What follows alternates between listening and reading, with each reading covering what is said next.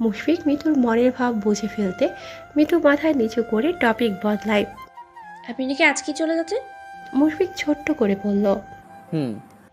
কেন? আমার তো ছুটি নেই মিতু। কালকে অপারেশন থেকে ফেরার পরে আজকের দিনটা লিভ দে, বিশ্রামের জন্য। আমি সেই দিনটা তোমাকে দিয়েছি, হাসি মুখটা যেন কাঁদো কাঁদো না হয় এই জন্য। প্রচণ্ড বাতাসে যেমন গাছপালা হু হু করে নড়ে ওঠে, তেমনি সুখের এক ঝংকার তোলা বাতাসে মিতুর সারা শরীর সুখে ভরে যায়। সে মুগ্ধ হয়ে মুশফিকের দিকে তাকিয়ে বলল, এত কষ্ট করে আসার দরকার ছিল না। না আসলে তো জানতেই পারতাম না কেউ একজন আমার জন্য কেঁদে কেঁদে চোখ মুখ ফুলিয়ে ফেলেছে। ফোন দিলেই তো আর কেউ কাঁদে না। নেটওয়ার্ক ছিল না। আমাকে বলে গেলেই তো আর চিন্তা হতো না। আমার জন্য চিন্তা হয়? হওয়ার কথা না? কি জানি। মেজর, আপনার জানার কথা ছিল। মুশফিক মুচকি হাসে, দীপ্তিময় চোখ দুটো দিয়ে মিতুকে দেখে যায়। তখন মহিমা বেগম মিতুকে ডাকলে মিতু চলে যায়। মুশফিক বিছানায় বসার পর এত ক্লান্ত লাগতো যে সে শুয়ে পড়ে। কিছুক্ষণ পরে মিতুর রুমে এসে দেখে মুশফিক ঘুমিয়ে গিয়েছে। সোজা হয়ে শুয়ে কপালের ওপর একটা হাত দিয়ে রেখেছে। মুশফিককে দেখেই বোঝা যাচ্ছে সে খুব ক্লান্ত। মিতুর খুব মায়া হলো, ইচ্ছে করলো মুশফিকের কপালে হাত বুলিয়ে দিতে, কিন্তু তাদের সম্পর্কটা যে এই পর্যায়ে যায়নি। মিতু অনেকক্ষণ দাঁড়িয়ে ঘুমন্ত মেজরকে দেখে। জাগ্রত অবস্থায় তো ভালো করে তাকাতেই পারে না। তার কেন জানি মেজরকে ভয় লাগে। উনি কাছে এলেই হাত পা ঠান্ডা হয়ে যায়। অজানা শিহরণে বুক ধুকপুক করে। মুশফিক ঘুমিয়ে থাকতে থাকতে মিতু নিঃশব্দে কাপড় নিয়ে বাথরুমে চলে যায়। গোসল শেষ করে শাড়ি পরতে গিয়ে বিপাকে পড়ে। বাথরুমে যে কোনোভাবেই পড়তে পারবে না। দরজা খুলে দেখে মুশফিক তখনও ঘুমিয়ে আছে। সে আস্তে করে বেরিয়ে আসে, জলদি শাড়ি পরার আরম্ভ করে। একটু পরে পরে মুশফিকের দিকে তাকাচ্ছে, জেগে গিয়েছে কিনা দেখার জন্য। শাড়ি পরা শেষে মিতু চুল শুকায়, হালকা একটু সাজার জন্য আয়নার সামনে দাঁড়িয়ে যায়। কানে ঝুমকা পরার পরে আয়নার দিকে তাকিয়ে দেখে মুশফিক উঠে গেছে। কিছুক্ষণ পরে তাকিয়ে দেখে শিকারী এক জোড়া চোখ তাকে পরখ করে যাচ্ছে। সবুজ শাড়িতে মিতুকে পুতুলের মতো লাগছে। মুশফিক এগিয়ে আসে, মিতু বলল। পড়েছি। মুশফিক তখনও মিতুকে গভীর চোখে দেখে যাচ্ছে, ছোট্ট করে বলল, সুন্দর লাগছে। ধন্যবাদ। মুশফিকের দৃষ্টি নড়চড় হচ্ছে না। মিতু মিয়ে যায়। মুশফিক তেজি চোখে বুকের এফোর ওফর করে তাকিয়ে থাকে। ঘন গলায় বলে, তুমি কি আমাকে মিস করেছো? মৃত্যু তার বাকচটুলতা হারায়। মুশফিকের দরাজ গলার স্বরে কথা বলার শক্তি ফুরোয়। বুকের পাখি ছটফটিয়ে অজানা ভাষায় তার মনোভাব প্রকাশ করে। মৃত্যুকে চুপ করে থাকতে দেখে মুশফিক এগিয়ে আসে, দূরে দাঁড়ায়। অথচ মৃত্যুর গায়ে যেন আগ্নেয়গিরির লাভা আগে যে ছটফটিয়ে ওঠে। কাপা কাপা চোখে তাকায়। মুশফিক খুব যত্নে মৃত্যুর কানের ঝুমকয় আলতো ধাক্কা দেয়। মৃত্যু কেঁপে ওঠে। তার এমন প্রতিক্রিয়া দেখে মুশফিক ফিসফিস করে বলল, আমাকে এত ভয় পাও কেন মেয়ে? মুশফিকের ফিসফিস করে বলা কথাগুলো যেন মৃদুকে গভীর সমুদ্র থেকে চুবিয়ে তোলে। সে মাথা নিচু করে বলল, জানি না। মুশফিক মৃদুর ডাগর আঁকিতে তাকিয়ে বলল, তুমি খুব সুন্দর মেয়ে তো। মৃদু থরথর করে কাঁপে। মুশফিক মৃদুর গালে হাত ছুঁয়ে বলল, আমি কোনো রাক্ষস না যেভাবে কাঁপতে হবে। ভয় পাচ্ছ কেন? মৃদু আস্তে করে বলল। এখন থেকে ফোন দিবেন তো? মুশফিক মৃদুর গাল ঘষে দেয়, গম্ভীর গলায় বলল। দেব। মৃদু ফিসফিস করে বলল, আপনি আমাকে মিস করেন? মুশফিকের পুরুষালী ঠোঁটের ভাঁজে কিঞ্চিত মুস্কির হাসি রেখা ফুটে ওঠে। খুব। মৃদু গাল ফুলিয়ে বলল, মিথ্যে কথা। তাই? মিস করলে তো ফোন দিতেনি। মুশফিক তার আঙুলের ভাঁজ মৃদুর আঙুল জড়িয়ে ধরে বলল, মিস করলেই ফোন করে জানাতে হবে। মাঝে মাঝে কিছু কিছু মুহূর্ত একা কাটানোতে মজা আছে। এই যে আমি তোমাকে মিস করে তোমার কথা অসংখ্যবার ভেবেছি। মৃদু মুশফিকের দিকে তাকায়। মুশফিক বলল, আমি মাঝে মাঝে অপারেশনে যাই। আমি যেহেতু মেজর, তাই আমার উপর দায়িত্ব বেশি। ফোন না দিলে টেনশন করার দরকার নেই। আমার জন্য কান্নাকাটি করার কোনো দরকার নেই। আমি আছি সারা জীবনের জন্য মিতুলের হয়ে। মৃদুর মুখে হাসি ফুটে ওঠে। মুশফিকের সব কথা তাকে ভীষণ সুখ দেয়। যাওয়ার সময় ঘনিয়ে আসে। মুশফিক সবার থেকে বিদায় নেয়। মৃদুর দিকে গম্ভীর চোখে তাকিয়ে বলল, চলে যাচ্ছি। মৃদুর চোখের দিকে তাকিয়ে মনে হয় এখনই কেঁদে দেবে। মুশফিক দাঁড়ায় না, গম্ভীর মুখে সামনে এগিয়ে যায়। কিছুক্ষণ পরে মিতুর মোবাইলে মেসেজ আসে। অনেক কিছু পাওয়ার রইল মিতু, সব সুদে আসলে পূরণ করব। এবার ভালো ছেলে হয়ে থেকেছি, আরেকবার কিন্তু একটুও ভালো থাকবো না। যখন সেনাদের সামনে দিয়ে মুশফিক হেঁটে যায় তখন সবাই শ্রদ্ধা ভরা চোখ তার দিকে তাকিয়ে থাকে। কাজের প্রতি ভক্তি, দেশের প্রতি ভালোবাসায়, ব্যক্তিত্ব সব মিলিয়ে সবাই তাকে আদর্শ মনে করে, তাকে অনুসরণ করার চেষ্টা করে। সৈনিকদের সামনে মুশফিক সব সময় তার ব্যক্তিত্ব বজায় রেখে চলেছে, কিন্তু আজকে তার মনের আকাশে একটিও সূর্যের দেখা নেই। ঘন কালো মেঘের ঘন কাটায় সব কিছু ছেয়ে আছে। ঘুরঘুরে অন্ধকারে চারপাশ নিস্তব্ধ হয়ে আছে। বুকের ভেতরটা অশান্তিরা তোলপাড় করে দিচ্ছে। গম্ভীর দাম্ভিক মুশফিক ছটফট করে ওঠে। আগে কখনো এমন হয়নি। এই এমন হওয়ার জন্য দায়ী চঞ্চল মেয়েটা, যে কিনা খাতা কলমে তার একান্ত নিজের।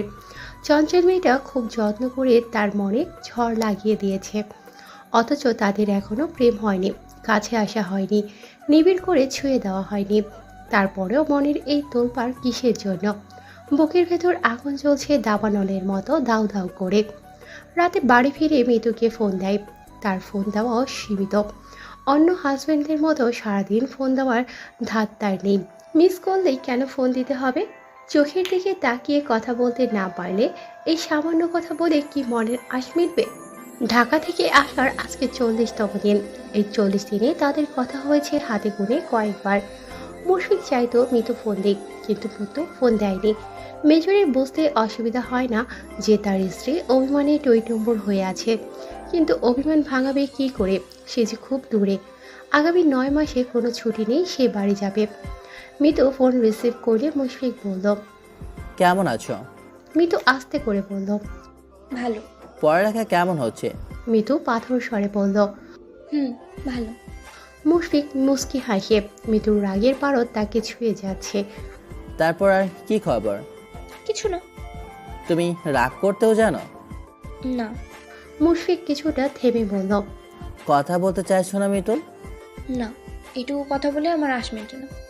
বুকে চলমান রক্তক্ষরণ আরও বাড়তে চায় না। কথা না বললেই ভালো, রক্তক্ষরণ সীমিত হয়। মিতুর কথাটা মুশফিকের অন্তর ছুঁয়ে যায়। সে কিছুক্ষণ চুপ করে থেকে বলল। আমি এত কষ্ট দিই তোমায়? এবার মিতু নিজের দিশা হারায়। শক্ত খোলস সরিয়ে সশব্দে কেঁদে ওঠে। ম্যাচিওর মেয়ের মন যেন অবস্পানায় ভরে যায়। সে ফুপিয়ে ফুপিয়ে বলল। আপনি খুব খারাপ, পাষাণ। আমি আপনাকে একটুও ভালোবাসি না। I hate you major. Mitu লাইন বিচ্ছিন্ন করে দেয়। মুশফিক তারপরও মোবাইলটা কানে নিয়ে বসে থাকে। দায়িত্ব কর্মরত এক অফিসারের যে কত দায়িত্ব তা অন্য কাউকে বোঝানো সম্ভব না। কিভাবে বোঝাবে? পরিকল্পনা যে অন্য কাউকে বলা নিষেধ, এটা গোপনীয়তা। মিতু যে তাকে খুব চাইছে তা অভিমানের ভাগ করে নিঃশব্দে তাকে জানিয়ে যায় মন পাখি। মুশফিকও যে মিতুকে খুব চায় তা কি মেয়েটা জানে? জানবে কি করে? মেজর যে কখনো বলেনি। ফোনে 2-1 মিনিট ছাড়া কথা আর কিছুই হয়নি। সে কটেজের বারান্দায় এসে বসে। চোখের পর্দায় ভেসে ওঠে ফর্সা কোমল রমণীর শাড়ি পরার দৃশ্য, যা কিনা এখনো হৃদয় কাঁপিয়ে দেয়। সে চোখ বন্ধ করে নেয়। সেদিন সে ঘুমোচ্ছিল, কিন্তু হঠাৎ দরজা খোলার শব্দে সতর্ক ট্রেনিংপ্রাপ্ত মেজরের ঘুম ভেঙে যায়। বাথরুমের দরজা দিয়ে মিতু বেরিয়ে আসে, গায়ে কোনো রকম শাড়ি জড়ানো। মিতু মুশফিকের দিকে তাকানোর আগে মুশফিক আবার চোখ বন্ধ করে নেয়। মিতু শাড়িটা আবার প্রথম থেকে পরার চেষ্টা করে। ফর্সা শরীর, পেলব নরম দেহের অধিকারী মেয়েটা একান্ত তার নিজের। কখনো কোনো নারীর দিকে পূর্ণ দৃষ্টি না ফেলা মুশফিক মিতুর আদুল উদুরের থেকে দৃষ্টি সরাতে পারল না। তৃষ্ণার্ত পাখির মতো ওইটুকু দেহই প্রাণ ভরে দেখতে লাগলো। সে মনকে বোঝালো এভাবে দেখা অন্যায়, পাপ, কিন্তু মন তাকে ধমকালো, বলল। ইস, মেয়েটা তোর বউ রে গাধা, দেখলে কিচ্ছু হবে না, চুপচাপ দেখ। অন্য মেয়ে হলে অবশ্যই পাপ হতো, কিন্তু এই রমণী তোর বউ। মনের কথায় মুশফিক শুকনো ঢোক গিলেছে। বুকের ভেতর তখন অন্যরকম ঝড়। পরিশালী দেহ মন তখন আন্দোলন শুরু করে। সে শক্ত হয়ে বিছানায় শুয়ে থাকে। এই মেয়েটা অতি গম্ভীর, সংযত মেঝরের বুকে ঝড় তুলে ফেলেছে, যা আর কেউ পারেনি। অবশ্য আর কারো দিকে সে এমন চোখে তাকায়নি। মুশফিকের মনে হয়েছিল মৃত্যুর উদর তাকে হাত ছানি দিয়ে ডাকছে। ইচ্ছে করছে বলিষ্ঠ হাতে মৃদুকে শক্ত করে পাথর কঠিন বুকে পিষ্ট করে দিতে, কিন্তু সে নিজেকে খুব সামনে নিয়েছে, একটুও ছুঁয়ে দেখেনি। না মৃদুকে বসতে দিয়েছে, সেই দৃশ্য এখনো চোখে ভাসে। মুশফিকের কেমন লাগে। ঘুমন্ত ব্যাঙাচি ফুসফুস করে জেগে ওঠে, হাত দিয়ে চুল টেনে মুখ দিয়ে অস্পষ্ট করে বলল, উফ মিতুল। কাকডাকা ভোর, চারদিকে তখনও অন্ধকার। মৃত্যুর নামাজ পড়েছে।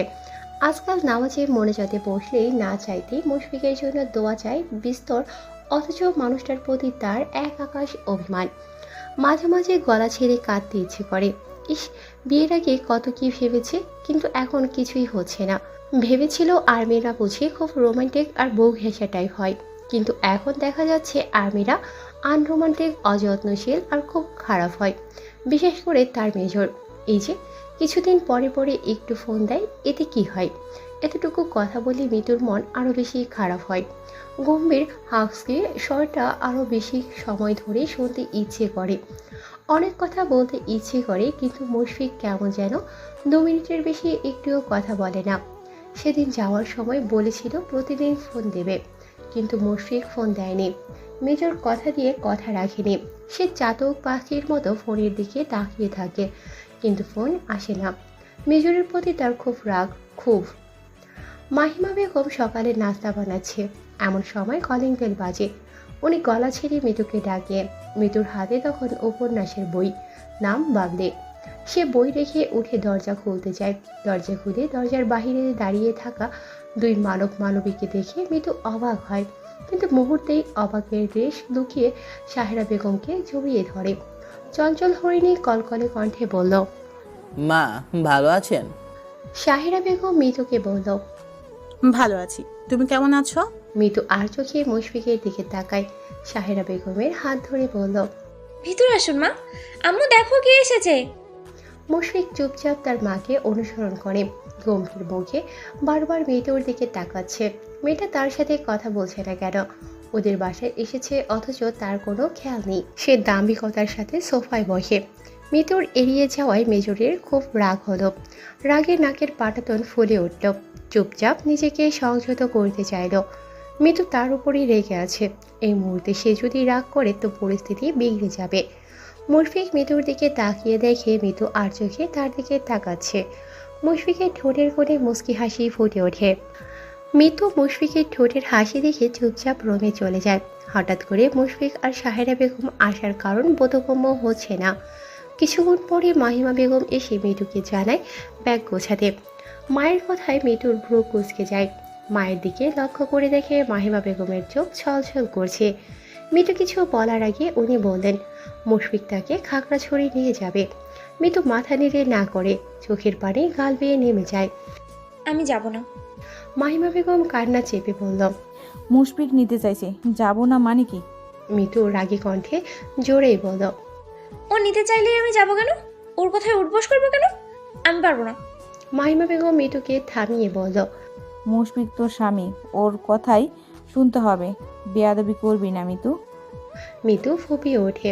খাগড়াছড়ি চলে যাওয়া মানে পরিবার থেকে অনেক দূরে চলে যাওয়া, অথচ সে এখনো প্রস্তুত না। মৃত্যু তার মাকে জড়িয়ে ধরে বলল। মা, আমি তোমাদের ছেড়ে যাব না। তখনই সাহেরা বেগম আসে। মৃদু তার মাকে জড়িয়ে ধরে মা মেয়ে অধর ধারায় কাঁদতে দেখে উনি চুপচাপ মৃদুর মাথায় হাত বোলায়। মৃদু তার শাশুড়ির দিকে তাকিয়ে বলল, মা, আমি যাব না।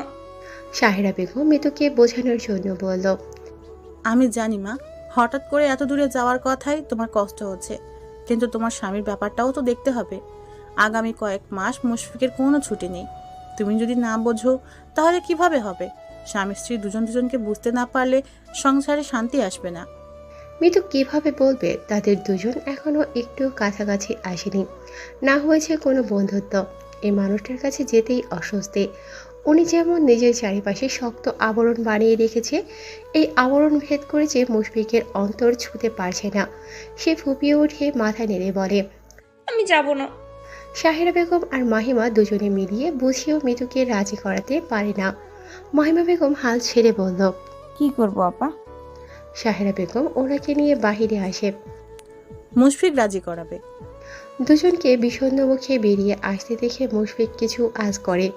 সাহেরা বেগম তার পাশে এসে বসে। সে গম্ভীর দৃষ্টি ফেলাতে উনি বলল, রাজি করাতে পারছি না, মিতু কোনোভাবেই যেতে রাজি না। মায়ের কথা শুনে গম্ভীর চেহারা আরো গম্ভীর হয়। সে কখনো ভাবেনি মিতু এমন প্রত্যাখ্যান করবে। সাধারণত মেয়েরা স্বামীর সাথে থাকতে বেশি স্বাচ্ছন্দ্য বোধ করে, কিন্তু মিতু চাইছে না কেন? সেটা কি তার উপরের অভিমান থেকে? মুশফিক যে কিনা দক্ষ প্রশিক্ষণপ্রাপ্ত মেজর, সে কি এত সহজে হাল ছাড়বে? সে উঠে দাঁড়ায়, আস্তে করে মিতুর রুমে ঢুকে পর্দা টেনে দেয়। মিতু মুশফিকের দিকে তাকায়, চোখের পানি গাল ভিজিয়ে যাচ্ছে।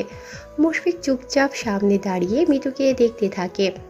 মিতু মুশফিকের দিকে তাকিয়ে আবারও ফুপিয়ে ওঠে। কান্নার তোড়ে ঠোঁট মৃদু কেঁপে ওঠে। ভেজা গলায় অস্পষ্ট করে বলল, আমি যাব না। মুশফিক দেখল চোখে মিতুর দিকে তাকিয়ে আছে। গম্ভীর কণ্ঠে বলল, কেন? আব্বু আম্মুকে ছেড়ে যাব না। বিয়ে হয়ে গেছে, ছেড়ে তো যেতেই হবে। না। মুশফিক তার বলিষ্ঠ শক্ত হাত বাড়িয়ে মিতুর চোখের পানি মুছে পাশে বসে বলল। আমার সাথে থাকতে ইচ্ছে করে না? মিতু চুপচাপ মুশফিকের দিকে তাকায়। মুশফিক বলল, আমি মনে করি আমাদের দুজনে একসাথে থাকা উচিত। আমাদের সম্পর্কটা আদর্শটা বিবাহিত সম্পর্কের মতো না। সম্পর্ক স্বাভাবিক করতে হলে আমাদের একসাথে থাকা উচিত। মিতু ছোট্ট করে বলল। হুম। যাবে আমার সাথে? মিতু আবার মাথা নাড়ে। কেন? আপনি একটুও ভালো না, এত দূরে থেকেও খালি কাঁদান, কাছে গেলে আরও কাঁদাবেন। মুশফিক মিতুর হাতটা নিজের হাতের মুঠোয় নেয়। ভালো নাকি খারাপ সেটা তো জানতে হবে, জানার জন্য কাছে যাওয়ার দরকার। দূরে আছে বলেই তো কাঁদার সুযোগ পাচ্ছ, কাছে থাকলে একটুও কাঁদতে দেব না। আমার স্ত্রীকে আমি কেন কাঁদতে দেব? মিতু চুপ করে থেকে বলল। জানি কষ্ট দেবেন। মুশফিক মিতুর চোখের দিকে তাকায়। সুচালু দৃষ্টি মিতুর হৃদয় প্রশমিত করে মুশফিক হেসে বলল, কিছু তো দেব, তা নিশ্চয়ই কষ্ট না, স্বর্গসুখ হতে পারে। যাব না। কালকে যে বললে এইটুকু কথা বলে তোমার মন ভরে না, বুকে আরও রক্তক্ষরণ হয়। আজকে যদি না যাও তাহলে এই রক্তক্ষরণ আরও দীর্ঘ হবে।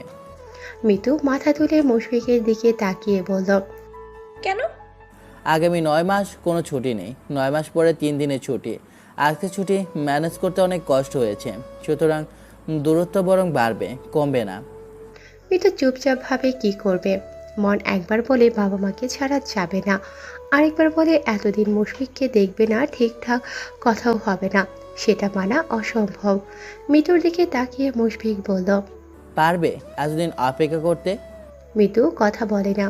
মুশফিক মিতুর হাতটা আঁকড়ে ধরে বলল, তুমি কি আমাকে একটু মিস করো না মিতু? আমি তো তোমাকে খুব মিস করি। মিতু আস্তে করে বলল। আমিও মিস করি। তাহলে না করছো কেন? মিতু চুপ করে থাকে। মুশফিক শান্ত কণ্ঠে বলল। তুমি তাহলে অপেক্ষা করতে প্রস্তুত হও। মিতু মুশফিকের দিকে তাকিয়ে বলল, পারবো না। কেন? মুশফিকের চোখের দিকে তাকিয়ে মিতুর মনে হলো মানুষটার কাছে না থাকলে সে মরে যাবে। সে আস্তে করে বলল, আপনার কাছে যাব। মুশফিকের ঠোঁটের ভাঁজে কিঞ্চিত মুচকি হাসির রেখা ফুটে ওঠে। শিওর। মিতু মাথা নাড়ে। মুশফিক মিতুর গালে হাত রেখে বলল। মাই সুইটহার্ট। মিতু চুপ করে থাকে। মুশফিক বলল, আমি তোমায় অন্য দুনিয়া দেখাবো মিতুর, যে দুনিয়া শুধুমাত্র তোমার আর আমার। বাসার সবাই বাস কাউন্টারে তাদেরকে বিদায় দিতে আসে। মিতুর কাপড় চোপড় একটা বড় লাগেজে উপন্যাসের বই আর একাডেমিক বই মিলিয়ে 2টো বস্তা হয়েছে। মিতু কাছে। মিতুর কান্না দেখে মুশফিকের বলতে ইচ্ছে করছে, ভাই তোমার যেতে হবে না, তারপরও প্লিজ কেঁদো না। কিন্তু মুখে কিছু বলো না। সে আগেই অনলাইনে টিকিট বুক করে রেখেছিল। খাগড়াছড়ি যাওয়ার মানুষ অনেক, তা বাস কাউন্টারে না আসলে বোঝা যাবে না। 95% মানুষ ঘুরতে যাচ্ছে, আর কিছু স্থানীয় আর কিছু চাকরি সূত্রে বসবাস করে। মুশফিকও তাদের দলে। নির্জন পাহাড়ি অঞ্চলে তার বসবাস। রাত 10টায় বাস আছে। মিতু জানালার পাশে বসে। সে ঢাকার মেয়ে হলেও বেশিক্ষণ বাস জার্নি করতে পারে না। কেমন গা গোলায়, বমি ভাব হয়। জানালার পাশে বসার কারণে বাহিরের ঠান্ডা বাতাস গায়ে লাগলে বমি ভাব হবে না। বাসের কন্ডিশন খুব ভালো, সিটগুলো বেশ বড়। বাসটা মিতুর খুব পছন্দ হলো। বাস পূর্ণ গতিতে সামনে এগিয়ে যায়। মুশফিক চুপচাপ বসে আছে। সারাদিন মিতু একটুও কথা বলেনি। তার মতো মানুষকে কেউ এড়িয়ে যাবে, ব্যাপারটা ভাবলে কেমন লাগে। সব কিছুর ঊর্ধ্বে ভালো কথা হলো মিতু তার সাথে যাচ্ছে। সে একটু পরে মিতুকে বলল। কোনো সমস্যা হলে আমাকে বলবে, ওকে? মিতু মুশফিকের দিকে তাকায়। বাসের নিয়ন আলোয় সুচালো তীক্ষ্ণ চোখের দৃষ্টি মেলে মেজর তার দিকে তাকিয়ে আছে। সে মাথা নাড়ে, অর্থাৎ বলল। মুশফিক কিছুটা হেলে চোখ বন্ধ করে বসে। মিতুর কেমন দম বন্ধ লাগে। হাঁসফাঁস করে জানালা খুলতে চায়, কিছুক্ষণ টানাটানি করে কিন্তু খোলে না। মিতুর নড়াচড়ায় মুশফিক চোখ খুলে থাকায় ভ্রু কুঁচকে বলল। কি হয়েছে? মিতু বিবর্ণ মুখে বলল। জানলা খুলতে চাচ্ছিলাম, কেমন কাগুলাচ্ছে। মুশফিক মনে মনে ভাবে। সর্বনাশ, এই মেয়ে কি জার্নি করে অভ্যাস নেই নাকি? অভ্যাস না থাকলে তাকে খাগড়াছড়ি জামাই দেখে বিয়ে দিল কেন? আশ্চর্য। মিতু ছটফট করে ওঠে। মিতুর ছটফট দেখে মুশফিক ভাবে মিতু বুঝি এখনই বমি করে দেবে। সে মুশফিকের দিকে তাকিয়ে করুণ গলায় বলল। বাতাস লাগলে ভালো লাগতো। মুশফিক শান্ত স্বরে বলল। এটা এসি বাস মিতু, এসি বাসের জানালা খোলা যাবে না। এতক্ষণে মিতু ভালো করে লক্ষ্য করে জানালা না খুললে কিভাবে হবে। সে বিষণ্ণ মুখে বলল। নন এসি নিতেন। মুশফিক মিতুর বিষণ্ণ মুখের দিকে তাকিয়ে বলল। আমি সব সময় এই বাসে চলাচল করি। তাছাড়া ভাবলাম এত দূরে জার্নি তোমারও অসুবিধা হবে, আরামে যেতে পারবে। আমি এসি বাসে অভ্যস্ত না। জানতাম না। আচ্ছা, সমস্যা নেই, আই উইল ম্যানেজ। মুশফিক মিতুর দিকে তাকিয়ে থাকে কিন্তু কিছু বলে না। মিতু চুপ করে বসে আছে।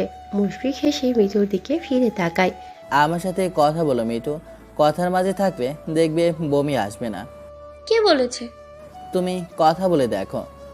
মিতু মুশফিকের গম্ভীর অথচ মায়াকাড়া চেহারাটার দিকে তাকিয়ে থাকে। কি কথা বলা যায়? এটা কি বাস? হানিফ এন্টারপ্রাইজ। AC bus? হ্যাঁ, ভাড়া কত? আগে 1400 ছিল, এখন 1600 করা হয়েছে। মিতু আফসোস করে বলল। এতগুলো টাকা দিয়ে না এসে নন এসি বাসেই আসা যেত। মুশফিক ঠোঁট টিপে হাসে। বউকে আরামে রাখার জন্য এইটুকু টাকা তোমার বরের আছে। মিতু হাস্যোজ্জ্বল মুখে তাকায়। আমরা কখন পৌঁছবো? মুশফিক ঘড়িতে সময় দেখে বলল। সকাল হয়ে যাবে। এতক্ষণ? এতক্ষণ তো লাগবে। 272.6 কিলোমিটার রাস্তা কি আর 1 ঘন্টার মধ্যে পাড়ি দেওয়া যাবে? মিতু অবাক হয়। অবাকের রেশ তার মুখে লেপটে থাকে। খাগড়াছড়ি এত দূরে? হ্যাঁ। মুশফিক থামে, মিতুর দিকে তাকিয়ে বলল। তুমি কোথাও ঘুরতে যাওনি মিতু? মিতু দুঃখ ভরাক্রান্ত চেহারায় বলল। না, আমি তো খুব দুষ্টু, তাই আম্মু মনে করে আমাকে দূরে কোথাও একা পাঠানো যাবে না। কখনো কোনো অঘটন ঘটিয়ে ফেলবো। আম্মুর এক কথা, বিয়ের পরে বর নিয়ে ঘুরো। মিতু তার সাথে আস্তে আস্তে স্বাভাবিক হচ্ছে। এই যে বেশ স্বাভাবিক গলায় কথা বলছে। সে বলল। তুমি দুষ্ট নাকি? মিতু মিটিমিটি হেসে বলল। ভীষণ। আমার তো মনে হয় তুমি শান্ত। আপনার সাথে তো কোনো দুষ্টুমি করি না। কেন? মিতু জানালার দিকে তাকিয়ে বলল। ভয় লাগে। কেন? জানি না, আপনি কাছে থাকলে আমার খুব ভয় হয়। এখন যে এত কাছে বসে আছো, ভয় লাগছে না? মিতু মুশফিকের দিকে তাকায়। বুকের ভিতরে টিপ টিপ ছন্দের মাত্রা বাড়ে। মুশফিক তার খুব কাছে। এই যে হাতের বাহু তার গা স্পর্শ করে আছে। কি যে ভয়ঙ্কর অনুভূতির আলোড়ন হচ্ছে তা বোঝানো যাবে না। নাম না জানা বডি স্প্রে মৃদু সুবাস ছড়াচ্ছে। নিজস্ব পুরুষালী ঘ্রাণ কেমন গা ঝিমঝিম করিয়ে দিচ্ছে। মিতু চুপচাপ বসে আছে। এর আগে মুশফিক তার এত কাছে আসেনি। আজকে প্রথম দুজনে এই সামান্য দূরত্ব ঘুচিয়ে একসাথে বসেছে। অথচ অন্যদের বেলায় দেখা যেত যে এতদিনে বেশ কাছাকাছি চলে গিয়েছে। মিতুর অন্যরকম অনুভূতি হচ্ছে। সে জিম ধরে চোখ বন্ধ করে বসে থাকে। মুশফিক শক্ত হয়ে বসে থাকা মেয়েটার চেহারার দিকে তাকায়। ঘুমাবে মিতু? মিতু মুশফিকের দিকে তাকায় না। লোকটা যেন কেমন, হঠাৎ বুকে আগুন জ্বালিয়ে দেয়। এই যে একটু আগেও তো দেবী মুশফিকের সাথে কথা বলছিল। হঠাৎ যেন গায়ে কেমনতর অনুভূতি ফোয়ারা ধিক ধিক করে ছুটে যাচ্ছে। পুরুষালী ঘ্রাণ, গম্ভীর হৃদয় ছোঁয়া, হাসির স্বর যেন তাকে লজ্জায় ডুবিয়ে দিচ্ছে। মিতু কথা বলতে পারল না। গলার স্বর যেন আটকে গেল। মুশফিকের বলিষ্ঠ হাত পায়ের সাথে তার হাত পায়ের মৃদু ছোঁয়া যেন গা কাঁপিয়ে দিচ্ছে। সে চুপ করে বসে থাকে। মুশফিক মাথাটা হেলিয়ে মৃদুর দিকে তাকায়। কি ব্যাপার ম্যাডাম, ফুল স্টপ কেন? মৃদু আস্তে করে বলল। এমনি। মুশফিক মৃদুর চেহারাটার দিকে তাকিয়ে বলল। হঠাৎ চুপ করে গেলে কেন? মৃদু চুপ করে কিছুক্ষণ বসে বিবশ কণ্ঠে বলল। চুপ থাকতেই ভালো লাগছে। মুশফিক মৃদুর লজ্জারাঙা মুখের দিকে তাকিয়ে বলল। এখন এই মুহূর্তে কি ভয় পাচ্ছ না লজ্জা পাচ্ছ? মৃদু অবাক চোখে মুশফিকের দিকে তাকালো। উনি কিভাবে বুঝে গেল? সে মাথা নিচু করে নেয়। মুশফিক বলল। এতক্ষণ তো সব স্বাভাবিকই ছিল, হঠাৎ? মুশফিক আবার বলল। এই লজ্জা আর ভয় যে কিভাবে দূর করব তা আল্লাহ জানে। মৃদু অস্পষ্ট গলায় বলল। ধুর। অস্পষ্ট করে বলা কথাটাও মুশফিকের কানে আসে। এখন দূর বলে তো দূরে যাব না আমি তো। মুশফিকের কথাগুলো দুষ্ট রূপ নিচ্ছে। সে প্রসঙ্গ পাল্টাতে চাইল। ফোঁস করে শ্বাস ফেলে বলল। আমি ঘুমাবো। মুশফিক মুচকি হাসে। আচ্ছা। মৃদু চুপ করে থাকে। চুপ করেই বুঝতে পারে পাশের মানুষটা ছটফট করছে। সে ঘুমানোর চেষ্টা করে। মুশফিক নিজের মাঝে আগে কখনো এমন পরিবর্তন লক্ষ্য করেনি। আজকে এমন হচ্ছে কেন? বউ পাশে আছে বলে হয়তো। এই যে এখন ইচ্ছে করছে অনেক কথা বলতে, কিন্তু চঞ্চল হরিণের কি হলো কে জানে, হঠাৎই লজ্জার অদৃশ্য চাদরে নিজেকে মুড়ে নিল। মুশফিক আস্তে করে বলল। ঘুমিয়ে গিয়েছ? মৃদু চোখ খুলে তাকায়। মুশফিক বলল। তুমি বোধহয় ভয় পাচ্ছ। তুমি চাইলে তোমার হাত ধরে বসতে পারি, এতে ভয় কম লাগবে। মুশফিকের কথা শুনে মৃদু চুপ করে। লোকটা যে কড়া চালাক তা এইমাত্র বলা কথাটা শুনেই বোঝা যাচ্ছে। হাত ধরতে ইচ্ছে করছে অথচ বলবে না হাত ধরবে। বলল কি হাত ধরলে ভয় কম লাগবে। মৃদু আস্তে করে বলল। আমার হাত ধরতে ইচ্ছে করছে? মুশফিক বিস্তর হাসে। হাত দিয়ে চুল টেনে বলল। বউ কাছে থাকলে হঠাৎ এমন অনেক ইচ্ছে জাগে। মৃদু চুপ করে মুশফিকের দিকে তাকিয়ে আছে। মুশফিক আস্তে করে ভিতর হাতটা নিজের হাতের মুঠোয় নেয়। চিকন সরু আঙুলের ভাঁজে বলিষ্ঠ শক্ত করপড়া হাতের আঙুল গুজে দিয়ে চুপচাপ সিটে হেলান দেয়। মৃদু কিছুক্ষণ পরে ঘুমিয়ে যায়। একটু হেলে পড়ে মুশফিকের দিকে। মুশফিক ঘুমায়নি। বাসে সে ঘুমাতে পারে না। মৃদুর দিকে তাকিয়ে মিষ্টি করে হাসে। মৃদু তার কাঁধে মাথা রেখে নিশ্চিন্তে ঘুমোচ্ছে। গালের পাশে চুল সরিয়ে দেয়। খুব নিচু গলায় ফিস ফিস করে বলল। শোনো আমার হৃদয় হরণী, তোমাকে কাছে আনতে পেরে যেন যুদ্ধ জয় করার মতো সুখ পাচ্ছি। তুমি কি কখনো তা উপলব্ধি করতে পারবে? মৃদু হাত দিয়ে মুশফিকের শার্ট আঁকড়ে ধরে মুখ গুজে দেয় তার কাঁধে। মুশফিকের দেহ আশার হয়ে আসে। সে নিঃশব্দে গভীর নিঃশ্বাস ফেলে মিতুর দিকে আদর মাখা চোখে তাকিয়ে থাকে। আচ্ছা মিতু, জেগে থাকলে কি এভাবে কাছে আসতো? মোটেও না। এ মেয়ে তো লজ্জায় কথাই বলে না। মুশফিক আস্তে করে পরম আদরে মৃদুর কপালে একটা চুমু দেয়। মৃদু নড়ে চড়ে বসে। মুশফিক চুপচাপ মৃদুর হাতটা আঁকড়ে ধরে বসে আছে। মৃদু চুপ করে আছে। লজ্জায় শিহরণে তার দম বন্ধ হয়ে আসে, কিন্তু সে সরে আসতে পারছে না। অজানা আকর্ষণে আরো লেপ্টে থাকতে ইচ্ছে করছে। মুশফিকের বলা কথাগুলো হৃদয়ে লেগেছে। সে কপালে মুশফিকের ঠোঁটের ভেজা চুম্বন এখনো অনুভব করতে পারছে। হঠাৎ মনে হলো, মিতুর এত খারাপ, গাড়িতেই চুম্মাচাটি শুরু করে দিয়েছে। বাসা নিতে পারলে কি করবে? ভাবতেই মৃদুর গলা শুকিয়ে গেল। সে আস্তে করে মুশফিকের দিকে তাকালো। মুশফিক তার দিকে তাকিয়েছিল। সে মৃদুকে তাকাতে দেখে বুক মুচড়ে উঠল। গোপন কথা, গোপন স্পর্শ কি মেয়েটা জেগেই অনুভব করেছে? আস্তে করে বলল। এই তুমি ঘুমাওনি? আশ্চর্য। মৃদু মনে মনে নিজের গালে ঠাস করে একটা থাপ্পড় দিল। আর একটু এমন করে কাঁধে শুয়ে থাকতো। চুপচাপ মুশফিকের নরম কথা আদরের চুম্বন অনুভব করত। তা না করে সে গরুর মতো বড় বড় চোখ করে তাকিয়ে ফেলেছে। তার চোখ খুব সুন্দর। সবাই উপমা দেয় হরিণের মতো চোখ, কিন্তু তার আজ মনে হচ্ছে এগুলো মোটেও হরিণের মতো না, এগুলো গরুর মতো চোখ। নিজের প্রতি নিজের রাগে গা বিষিয়ে উঠল। বিয়ের পর এই প্রথম মুশফিক মৃদুর দিকে ভালোবাসার চুম্বন এঁকে দিয়েছে। আর সে কিনা এটা ভেস্তে দিল। যদিও তার লজ্জা লাগছে, হাত পায়ের তালুতে শিরশির করে উঠছে, তারপরেও নিজেকে সামলানো যেত। কিন্তু মুশফিকের এমন হতবিহ্বল চেহারা দেখে তা আর সম্ভব না। এই মুহূর্তে মুশফিককে দেখে তার মনে হচ্ছে মুরগি চোর কেমন হতবাক হয়ে বিস্ময় ভরা চোখে তাকিয়ে আছে।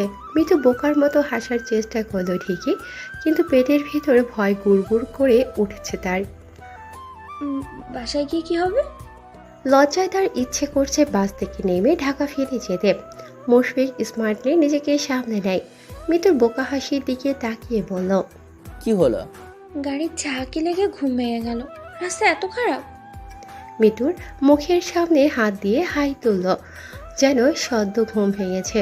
সে চোখ পিট পিট করে তাকালো, যথাযথ চেষ্টা করছে তাকে দেখে যেন বোঝা যায় মাত্র ঘুম থেকে উঠেছে। মুশফিক মিতুর মুখের দিকে তীক্ষ্ণ চোখে তাকিয়ে আছে। মিতু এমন শিকারী দৃষ্টি দেখে নড়ে চড়ে বসে। মুশফিক বলল, রাস্তা ভাঙা না, মোড় ঘুরতে গিয়ে ঝাঁকে লেগেছে হয়তো। মিতু মাথা নেড়ে আবারও সিটে মাথা রাখে। মুশফিকের মুখাবয়ব গম্ভীর হয়, চুপচাপ গম্ভীর মুখ হয়ে বসে থাকে। মিতুর সাথে আর একটাও কথা বলে না। সে ভাবে মিতু সত্যি কথাই বলছে, ঘুমিয়েছিল। নিজের উপর সে যার পরনায় বিরক্ত। এত কন্ট্রোল এসছে, একটু বেশি এগিয়ে ফেলেছে। মিতু জেগে থাকলে নির্ঘাত খারাপ ভাবত।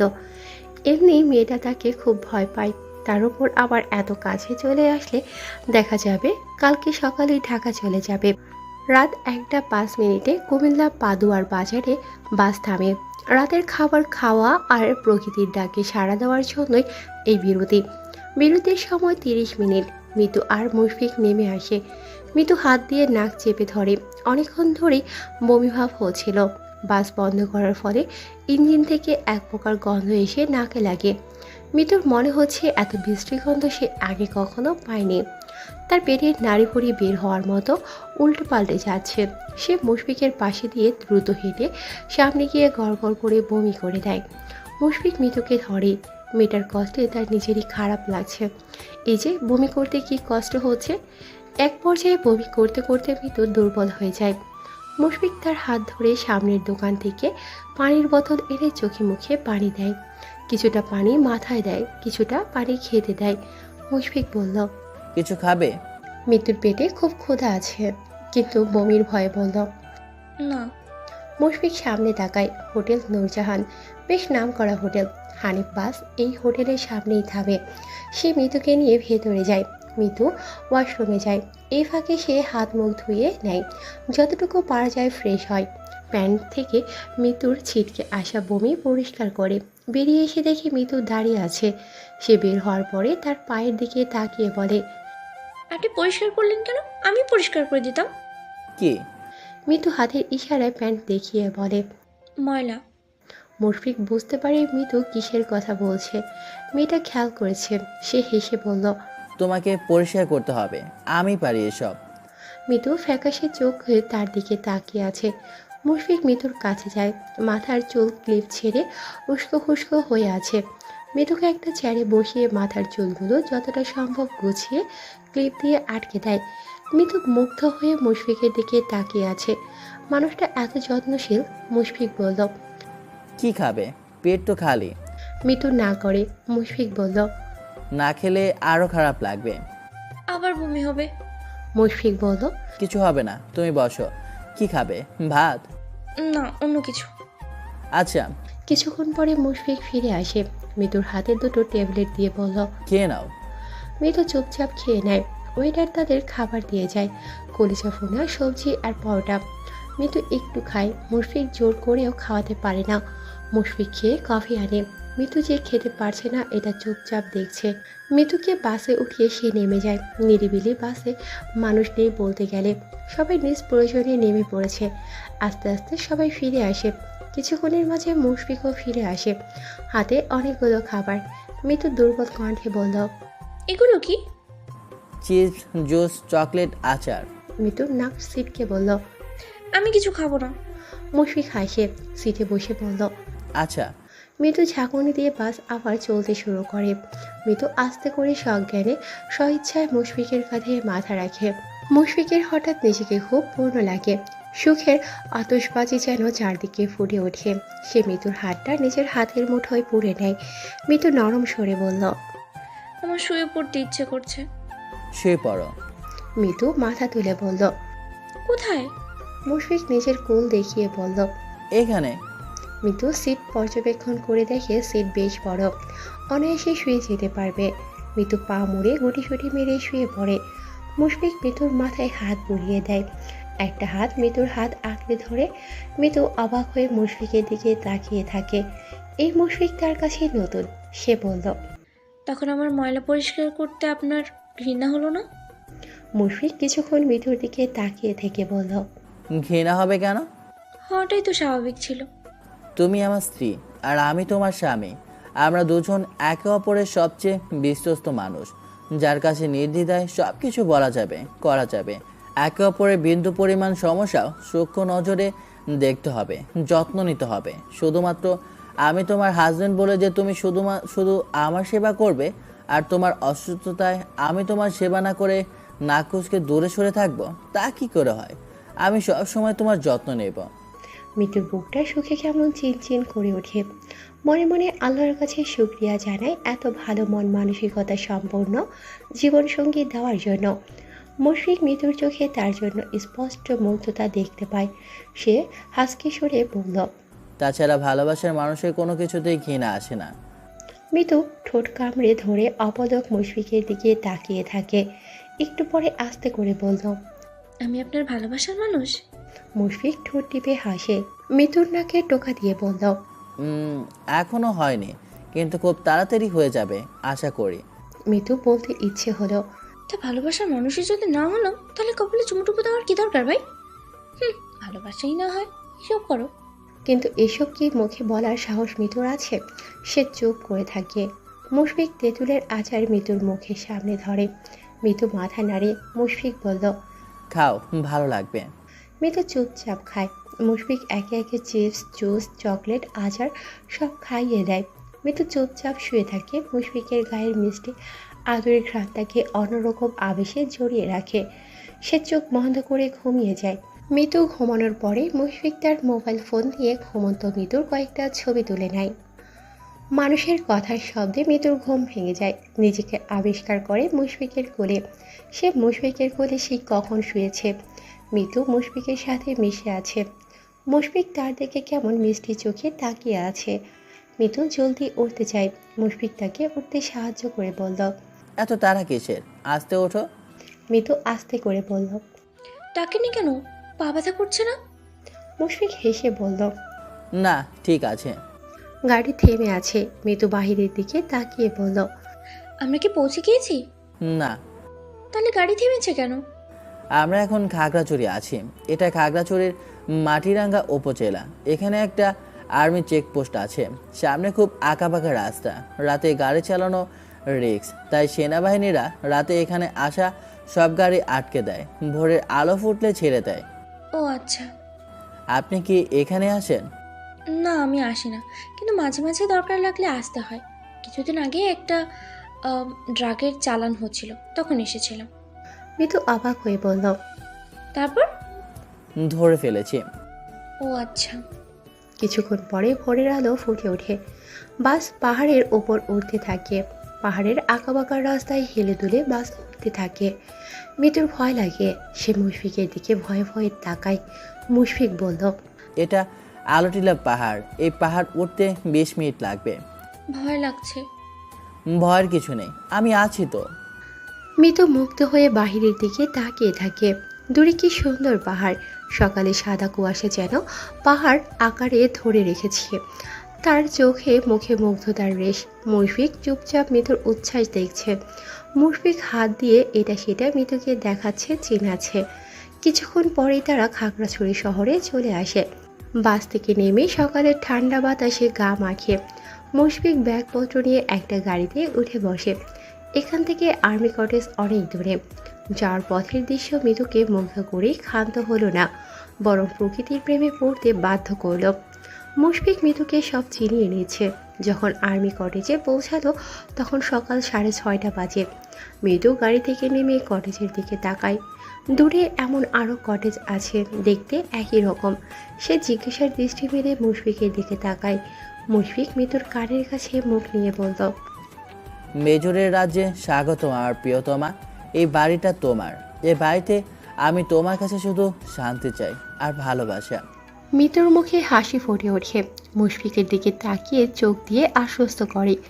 আস্তে ধীরে কটেজের ভিতরে যায়। নিচে বড় হল রুম, সোফা আর টিভির সংযোগে সাজানো।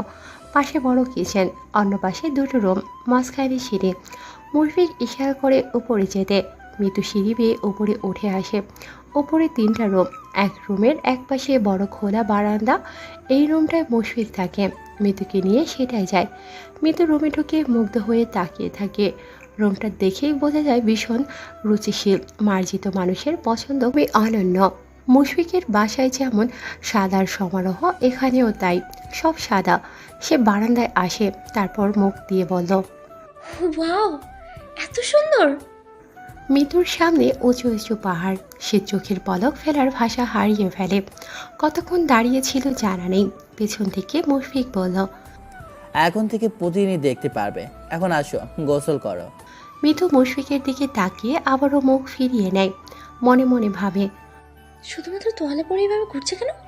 ছি, মতলব কি? মেজরদের কি লজ্জা শরম থাকে না নাকি? মুশফিক বলল। যাও, আমার ডিউটি আছে মিতুল। মিতু সামনে এগিয়ে আসে। আমাকে মিতুল বলেন কেন? আমার পছন্দ, ভালো লাগে, মিষ্টি লাগে। মিতু হেসে রুমে যায়। লাগোয়া সুন্দর বাথরুমে ঢুকে আরেকবার মুগ্ধ হয়। দেয়াল ঘেঁষে বাথটাব আর সামনে সুন্দর জানালা। সেই জানালা দিয়ে পাহাড় দেখা যায়। গোসল করতে করতে প্রকৃতি দেখা যাবে। মিতু জলদি গোসল করে বেরিয়ে আসে। রুমে কেউ নেই। মিতু মাথা মুছতে মুছতে নিচে আসে। মুশফিক নাস্তা বানাচ্ছে, ফ্রোজের পরোটা আর ডিম ভাজি। আরেক চুলায় আদা দেওয়া রংচা। মিতু কাছে গিয়ে দাঁড়ায়। মুশফিকের হাতের কাজ দেখে বোঝা যাচ্ছে মুশফিক রান্নাবান্নায় দক্ষ। মুশফিক বলল, ভালো লাগছে। মিতু হেসে বলল। হ্যাঁ। মুশফিক টেবিলে এনে নাস্তা রাখে। মিতুকে পরোটা দিয়ে সে শসা, টমেটো, গাজর আর 1 কাপ চা খায়। মিতু অবাক হয়ে বলল, আপনি এসব খেয়েই থাকবেন? হ্যাঁ, পরোটা খান না? খাই মাঝে মাঝে। গতকাল রাতে পরোটা খেলাম না, সেটা তো আবার ছিল, তা এখন সালাদ দিয়ে কাটাকাটি। মিতু এবারে বসল। এমন পাথর কোঁদা শক্ত শরীরের রহস্য কি? সে নাস্তা করে বিছানায় চলে আসে। নরম তুলতুলে বিছানা। মিতু শোয়ার পরেই আরামে চোখ বন্ধ হয়ে গেল। কিছুক্ষণ পরে কপালে হাতের স্পর্শ পেয়ে মিতু চোখ খুলে তাকায়। কখন যে ঘুমিয়ে গিয়েছে বুঝেইনি। মুশফিক ইউনিফর্ম পরে প্রস্তুত। মিতু আস্তে করে বলল, এই, আপনাকে এত সুন্দর লাগছে কেন? মুশফিক মিতুর দিকে ঝুঁকে আসে। আমি তো মিতুর পর, তাই একটু আল্ট্রা লেভেলের সুন্দর। মুশফিকের কটেজের কিছুটা দূরে আরও 3টা একই মডেলের কটেজ। 4 জন অফিসারের 4টা কটেজ। মুশফিক আজকে কাজে মন বসাতে পারছে না। কম্পিউটারের সামনে বসে আছে, অথচ মনোযোগ স্ক্রিনে নেই। সে বারবার মোবাইলের দিকে তাকাচ্ছে। আসার সময় মিতুকে বলে এসেছিল ঘুম থেকে উঠে যেন তাকে ফোন দেয়, কিন্তু এখন 12টা বাজে, অথচ মিতু ফোন দেয়নি। আগে কখনো বাসায় যাওয়ার জন্য মন এত ছটফট করেনি, কিন্তু আজকে মন ছটফট করছে। কর্নেল ফারুক আহমেদের মুশফিকের ছটফট নজরে পড়ে। মুশফিক কাজ পাগল মানুষ, অথচ আজকে একটু পরে পরে ঘড়ির দিকে তাকাচ্ছে, যেন কারো প্রতীক্ষায় অপেক্ষারত। উনি মুশফিকের কাছে যায়। Major, are you okay? স্যারের কথা শুনে মুশফিক নড়ে চড়ে বসে। গমগমে গলায় প্রফেশনালভাবে বলল, ইয়েস স্যার। তোমাকে চিন্তিত লাগছে। Any problem? মুশফিক যে বিয়ে করেছে এই খবরটা এখনো কাউকে জানানো হয়নি। চাকরির সূত্রে তার বিয়ের পারমিশন আছে। মেজর যেহেতু নিজস্ব কটেজও পেয়েছে। সে বলল, নো স্যার। উনি মুশফিককে ভীষণ স্নেহ করেন। কাজের প্রতি এত সৎ আর কর্মঠ মানুষ উনি কমই দেখেছেন। তাছাড়া মনে মনে মুশফিককে নিয়ে আলাদা চিন্তাও আছে। উনি মুশফিকের কপালে হাত রেখে বললেন, শরীর ভালো আছে তো? ওনার কাজে মুশফিক বিব্রত বোধ করে, কিন্তু ওনাকে বসতে না দিয়ে স্বাভাবিক কণ্ঠে বলল, ঢাকা গিয়েছিলাম, তাই একটু ক্লান্ত লাগছে। তাহলে একটা ব্রেক নাও। মুশফিক এটাই বলতে চেয়েছিল। উনি বলাতে মুশফিকের ঠোঁটের কোণে কৃতজ্ঞতার হাসি ফুটে ওঠে। সে বলে, জি স্যার। 2টার সময় আবার চলে আসবে। Yes sir. মুশফিক দক্ষ হাতে জলদি গাড়ি চালিয়ে কটেজের সামনে এসে থামে। গাড়ি থেকে নেমে তার ভীষণ শান্তি অনুভব হয়। এতদিন তো এমন শান্তি লাগেনি, আজ কেন লাগছে? প্রশ্নটা শুনে মুশফিক নিজেই হাসে। সে জানে কেন ওকে এত শান্তি লাগছে, কারণ তার শান্তি ভোমরা বাসায়। সে আদৌ জানে না মৃত্যু তাকে কতটুকু শান্তি দেবে, কিন্তু সেই মৃত্যুকে অসহ্য রকমের শান্তি দেবে। এগুলো ভাবতে গম্ভীর ঠোঁটের ভাঁজে হাসি ফুটে ওঠে। সে কটেজের ভেতরে ঢুকে অনুভব করে কটেজ এখনো শান্ত নিরিবিলি। কোথাও ভেতর সারা শব্দ নেই। সে দ্রুত পায়ে ওপরে উঠে আসে। সকালে বাসার পরিবেশ যেমন রেখে গিয়েছিল সব কিছু সেভাবেই আছে। সে নিঃশব্দে বিছানার কাছে এসে দাঁড়ায়। শক্ত কড়া পড়া হাতে যথেষ্ট নরম স্পর্শ দিয়ে ছুঁয়ে দেয় মৃদুলের তুলতুলে গাল। এক দৃষ্টিতে তাকিয়ে থাকতে ইচ্ছে করছে। মেয়েটাকে দেখতে ভালোবাসার লাল নীল ফুলে চারপাশ ভরে যায়। অজানা এক সুগন্ধি প্রাণ ভরা সুবাসে ভরে যায় মনের আঙিনা। মিতু সারা রাতের জার্নি আর বমি করে দুর্বল হয়ে গিয়েছে। সকালে পাখির মতো একটু খাবার খেয়ে যে ঘুমিয়েছে আর ওঠেনি। সে মিতুর রেশমি চুলে হাত বোলাতে বোলাতে তীক্ষ্ণ নজরে মিতুকে পর্যবেক্ষণ করে। এই ছোট দেহের অধিকারী মেয়েটা তার অর্ধাঙ্গ, একেই ভালোবাসতেই হবে। রাগী গম্ভীর মেজরকে ছুঁয়ে দেওয়ার অধিকার কারণেই, অথচ এই মেয়েটা তাকে ছুঁয়ে দেবে নিবিড়ভাবে। মুশফিকের দেহে এক অন্যরকম পুলক ভর করে। নরম গলায় বলল, মিতু, মিতু। মিতু ভীষণ আদর মাখা ঘুমু ঘুমু গলায় রয়ে শুয়ে বলল। হুম। মুশফিক থমকে গেল। ধীর স্থির কণ্ঠে বলল, দুপুর হয়ে গেল, উঠবে না? মিতু ছোট্ট বাচ্চার মতো আহ্লাদি গলায় বলল। আর একটু প্লিজ। মুশফিক মিতুর দিকে তাকিয়ে আছে। আচ্ছা, গলার স্বর কি খাওয়া যায়? তার ইচ্ছে করছে মিতুর জড়ানো স্বরটা হাপুস হুপুস করে খেয়ে ফেলতে। আশ্চর্য, কি ভয়ঙ্কর রকম ইচ্ছা তার মাথায় ঘুরপাক খাচ্ছে।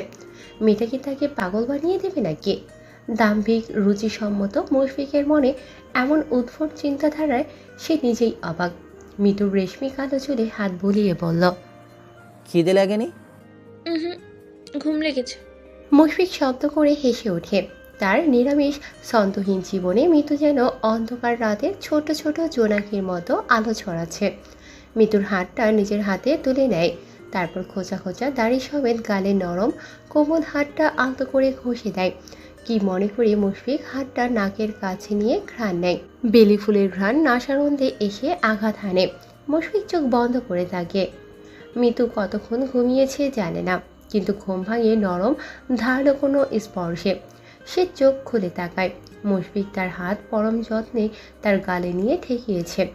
মিতুর গা শিরশির করে ওঠে। ঘুম থেকে উঠেই যে এমন ভয়ানক দৃশ্য দেখবে তা সে কল্পনাও করেনি। মিতু চুপচাপ মুশফিকের দিকে তাকিয়ে আছে। সে জেগে গিয়েছে, মুশফিক এখনও দেখেনি। তার হাত গাল স্পর্শ করতেই মিতুর দেহের প্রতিটা লোম সজাগ হয়ে যায়। মুশফিক গাল স্পর্শ করিয়ে থামেনি। সে মিতুর হাতটা নাকে নিয়ে ঠেকায়। পাজি বেজোর।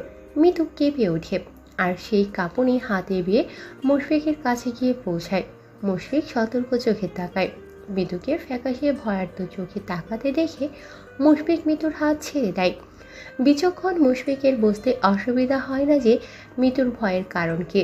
সে নরম মৃদুর চোখে মিতুর দিকে এক নজরে তাকিয়ে থাকে। মুশফিকের সব স্পর্শ মিতুর মনে ভয় জাগিয়ে দিলেও অন্যরকম এক ভালো লাগায় হৃদয় সুখে ভরে যায়।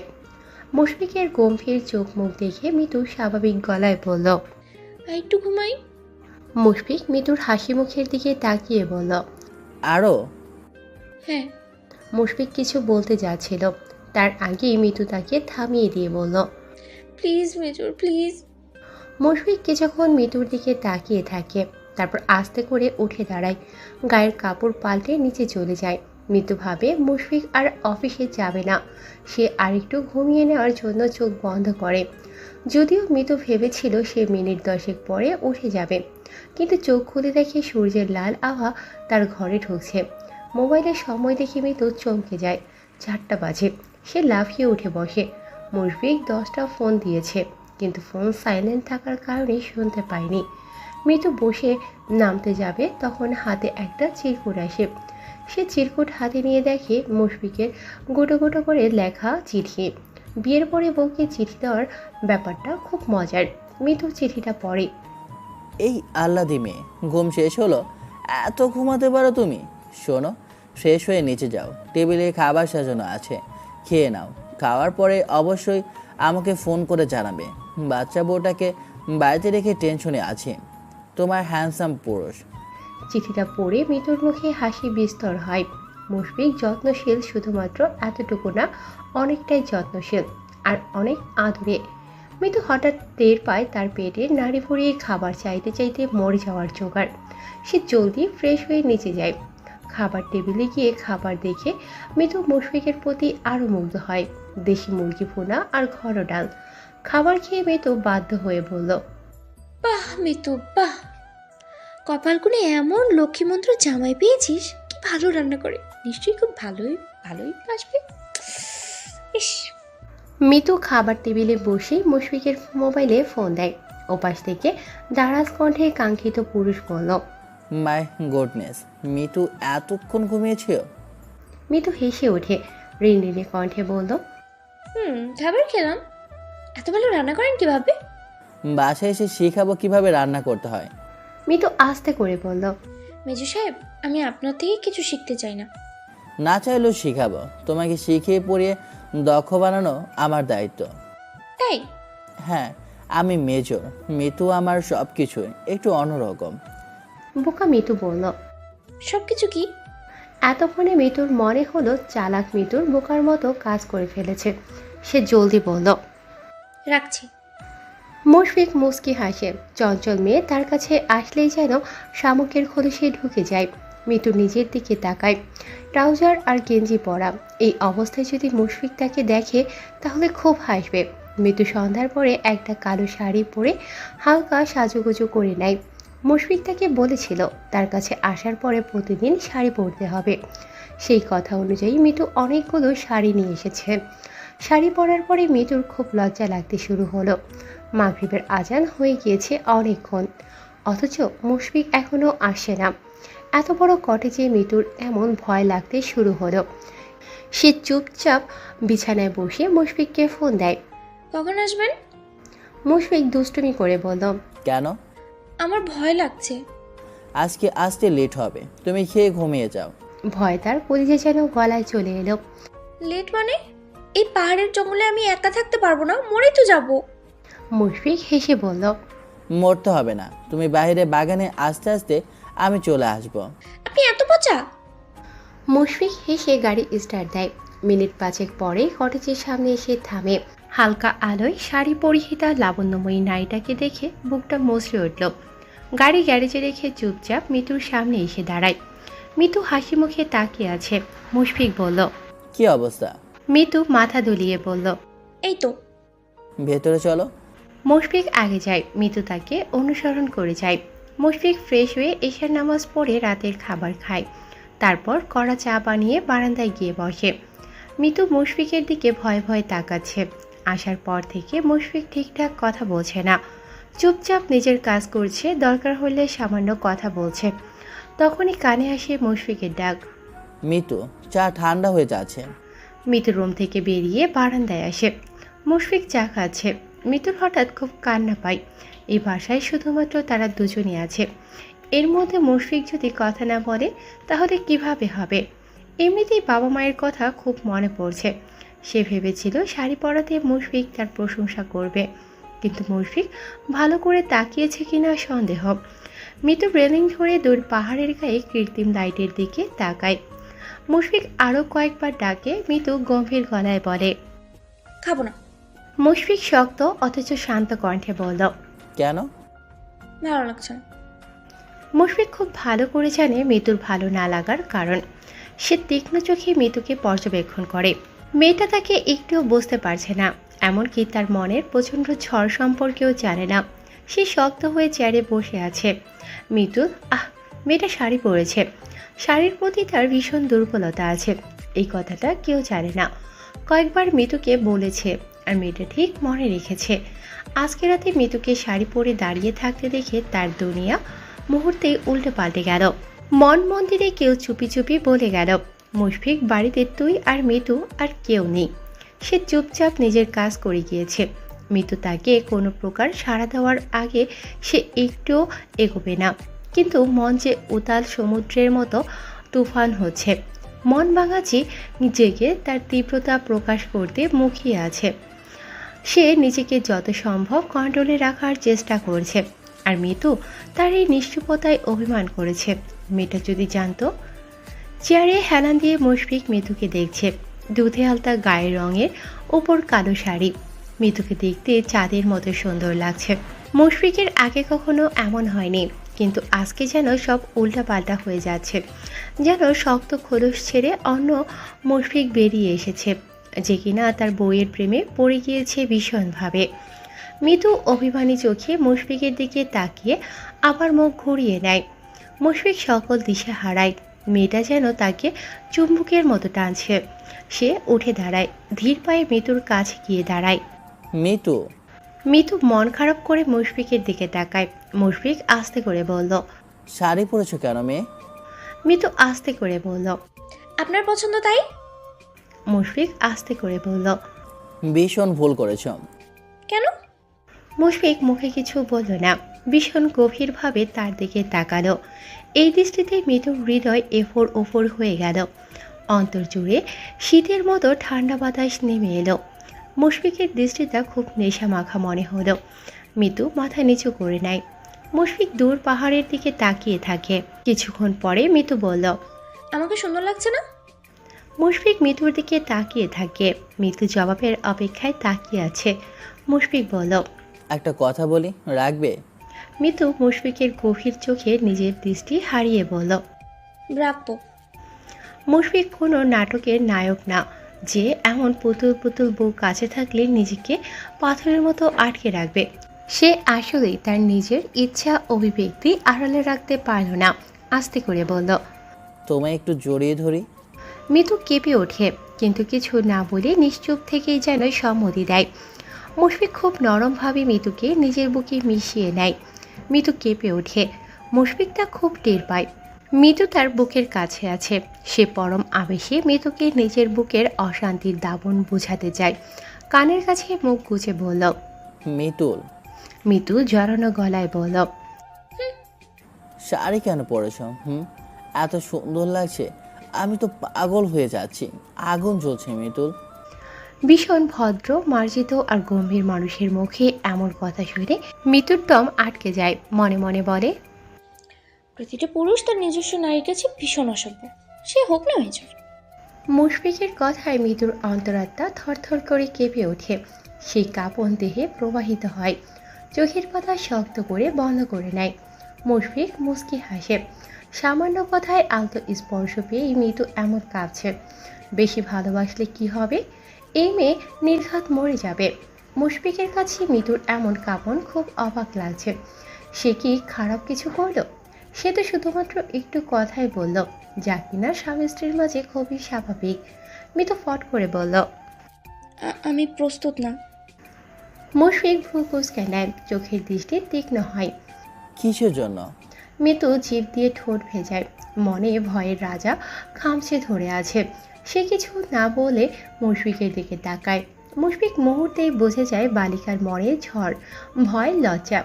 তার ঠোঁটে মুচকি হাসি ফুটে ওঠে। মেয়েটা কি ভেবেছে সে এখনই জাপটে ধরে সব আদায় করে নেবে? সে কিছুক্ষণ চুপ থেকে বলল। কথা বলো। মিতু মাথা নেড়ে বলল। কিছু না। বলো। মিতু আমতা আমতা করে বলল। আমি আসলে। মিতু, আমি এতটা হিংস্র নই যে কাছে আনার পরে নিজের হিংস্রতা প্রকাশ করার জন্য মুখিয়ে আছি। তুমি আমার সেই শুধুমাত্র কয়েকদিন বা কয়েক মাসের জন্য না, সারা জীবনের জন্যই তুমি আমার। এতে জোর জবরদস্তির কিছুই নেই। আমরা একে অপরের আগে বন্ধু হিসেবে পরিচয় করাই, তারপর বাকিটা। আর তুমি ভাবলে কি করে আমি তোমার সম্মতি ব্যতীত কোনো পদক্ষেপ নেব? মিতু জিভে কামড় দিয়ে বলল। আল্লাহ, আপনি কত ফার্স্ট চিন্তা করেন। ফার্স্ট না, এটা তোমার মনের কথাই। কি ভেবেছো এখানে আসার পরে প্রধান কাজ হবে শারীরিক সম্পর্ক করা, তাই না? মিতু আস্তে করে বলল। এটি কি স্বাভাবিক নয়? মুশফিক থমকে যায়। চোখ মেলে তাকায় কালো শাড়িতে জড়ানো মিষ্টি মেয়েটার দিকে। মেয়েটা আসলে কি চায়? এখন বলে সে প্রস্তুত না, আবার এখনই বলছে কাছে আসাই স্বাভাবিক। কি জানি, আর তো বিয়ে করিনি, এটাই প্রথম বিয়ে। মিতু অবাক হয়ে বলল। এসব জানতে হলে আরো বিয়ে করে অভিজ্ঞ হতে হয়, জানতাম না তো। মুশফিক অবুঝ ভান করে বলল। না জানলে তো বিয়ে করেই অভিজ্ঞতা অর্জন করতে হবে। মিতু মুশফিকের পাথরের মতো শক্ত বুকে ধাক্কা দিয়ে বলল। মুশফিক বুকে হাত দিয়ে মুচকি হাসে। মিতু মুগ্ধ হয়ে মুশফিকের হাসির দিকে তাকিয়ে আছে। হাসিটা বরাবরের মতোই সুন্দর, হৃদয় ছোঁয়া। মিতু মুশফিকের ভালো করে পর্যবেক্ষণ করে। অফ হোয়াইট টি শার্ট আর কালো ট্রাউজার পরনে। এত দাম্ভিক রাগী মেজরকে এখন ঠিক মেজর মনে হচ্ছে না। মুচকি হাসি মাখা মেজরকে মনে হচ্ছে পাশের বাড়ির খুব সাধারণ ছেলে। মুশফিক বলল। শোনো বালিকা, আমাকে ভয় পেতে হবে না। যেদিন এমন কাবাকাবি বন্ধ হবে সেদিন খবর দিও, একটু ছুঁয়ে দেব। কাঁপাকাঁপি কখনো বন্ধ হবে না। মুশফিক মিতুর দিকে এক নজরে তাকিয়ে আছে। হাসকি স্বরে বলল। আমি অপেক্ষা আছি। কিসের? মুশফিক একগাল হাসে। বিয়ে করার পরে স্ত্রীর কাছে পাওয়ার জন্য যে এত প্রশ্ন শুনতে হবে তা কে জানতো। মাথা ঝুঁকিয়ে বলল। নাথিং। মিতু মুশফিকের হাসির দিকে তাকিয়ে বলল। মেজর, আপনি খুব খারাপ। সেটা তো প্রথম দিন থেকেই। মিতু চুপ করে থাকে। মুশফিক বলল। শোনো, আমাকে এত ভয় পেতে হবে না। আমি কোনো রাক্ষস না, আমি তোমার স্বামী। আর এই দুনিয়ায় মেয়েদের শান্তির ভরসার আপনজন হলো তার স্বামী। তো নর্মাল থাকো, ওকে? মুশফিক এসব কিছু মিন করে মিতুর কাছে আসেনি, অথচ সে কত কি ভেবে নিয়েছে। মুশফিকের কথায় তার সম্মান বেড়ে গেল। মিতু মাথা নেড়ে সম্মতি জানালো। মিতুর দিকে তাকিয়ে মুশফিক হেসে ওঠে। তার হাসি দেখে মিতু বলল। হাসেন কেন? মুশফিক ঠোঁট চেপে নিজের হাসি নিয়ন্ত্রণে আনলো। আচ্ছা, হাসবো না। মিতু মুশফিকের দিকে তাকিয়ে আছে। এই যে কেমন শান্ত সুরে কথা বলছে, মুস্কি হাসে। কে বলবে এই ছেলে খুব রাগী গম্ভীর? সে ভাবল একটু আগে বেশি প্রতিক্রিয়া জানিয়ে ফেলেছে। বিয়ে যেহেতু হয়েছে, হাজবেন্ড অবশ্যই কাছে আসবে, সম্পর্ক সহজ করার চেষ্টা করবে। কিন্তু সে কিনা একটা ইনম্যাচিউর মেয়ের মতো প্রতিক্রিয়া জানিয়ে ফেলেছে। মিতু বলল। শাড়ি পরেছি হ্যাঁ, দেখলাম। আপনার জন্য। মুশফিক শান্ত চোখে তাকিয়ে বলল। আচ্ছা। মিতুর এবার অভিমানে হলো। ওনার জন্য শাড়ি পরেছে, অথচ উনি কোনো প্রশংসা করলো না। অথচ সে কান জোড়ানো প্রশংসা শুনতে চাইছে। কেউ সাজুগুজু করলে প্রশংসা করতে হয়। মুশফিক গম্ভীর হয়ে মিতুর দিকে তাকিয়ে আছে। তারপর বলল। একটু প্রশংসা করাতে যে প্রক্রিয়া এসেছে, বেশি প্রশংসা করলে তুমি মরে যাবে। তখন টিভিতে ব্রেকিং নিউজ হবে। জনসাধারণকে রক্ষা করার দায়িত্ব যার কাঁধে, তার হাতে স্ত্রী খুন। ওহ মাই গড। মুশফিকের কথা শুনে মিতু খিলখিল করে হেসে ওঠে। মুশফিক মুগ্ধ হয়ে মিতুর দিকে তাকিয়ে আছে। মিতু, অনেকদিন বাসে যেতে পারবো না বলে আমি তোমাকে আমার কাছে নিয়ে এসেছি। আমি নিজেকে কন্ট্রোল করে নিতে পারবো। তুমি স্বাভাবিক থেকো, দ্যাটস ইট। মিতুর মুখে হাসি ফুটে ওঠে। মুশফিকের প্রতিটা কথা তাকে মুগ্ধ করেছে। সে মুশফিকের দিকে হাত বাড়িয়ে দেয়। ফ্রেন্ডস? মুশফিক ঠোঁট টিপে টিপে বলল। এত বড় ছেলের বন্ধু হবে? মিতু আস্তে করে বলল। এত বড় ছেলেটা আমার পর? মুশফিক মিতুর হাতটা ধরে বলল। ওকে। মিতু আর মুশফিক কাছাকাছি দাঁড়িয়ে আছে। মুশফিক মিতুর হাতটা তখনও নিজের বলিষ্ঠ হাতের মুঠোয় পুরে রেখেছে। পাহাড়ের ঠান্ডা বাতাস তাদের ছুঁয়ে দিচ্ছে।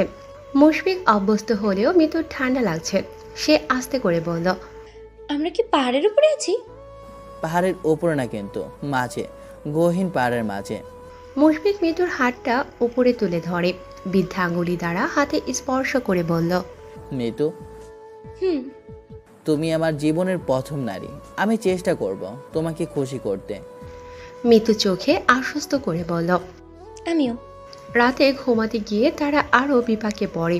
মিতুর সাথে বিছানা শেয়ার করতে চাইলে যদি মিতু তাকে সস্তা ভাবে, সে বলল। মিতু, তুমি এই রুমে থাকো, আমি পাশের রুমে আছি। মিতু মুশফিকের অস্বস্তির কারণ বুঝল। সে মাথা নেড়ে সায় জানালো। মুশফিক চুপচাপ শুয়ে আছে।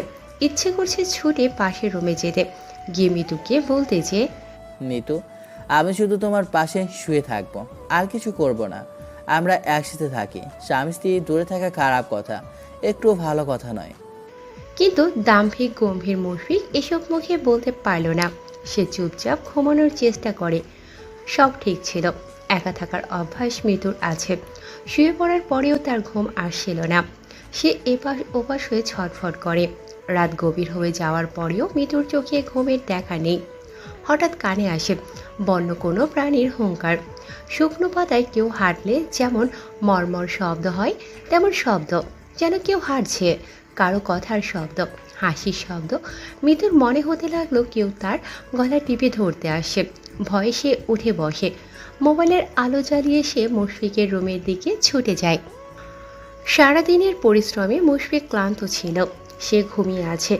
ভারী নিঃশ্বাস সারা রুম ঘুরছে। মিতু আস্তে করে মুশফিকের পাশে শুয়ে পড়ে। মুশফিক এসি অন করে ঘুমিয়েছে। বাধ্য হয়ে মিতু মুশফিকের কম্বল টেনে গায়ে দেয়। আবছা আলোয় মুশফিকের দিকে তাকিয়ে আবিষ্কার করে মুশফিকের প্রেমে সে একটু একটু করে ডুবে যাচ্ছে। এই প্রেম সাগর থেকে কখনো সে উঠতে পারবে না।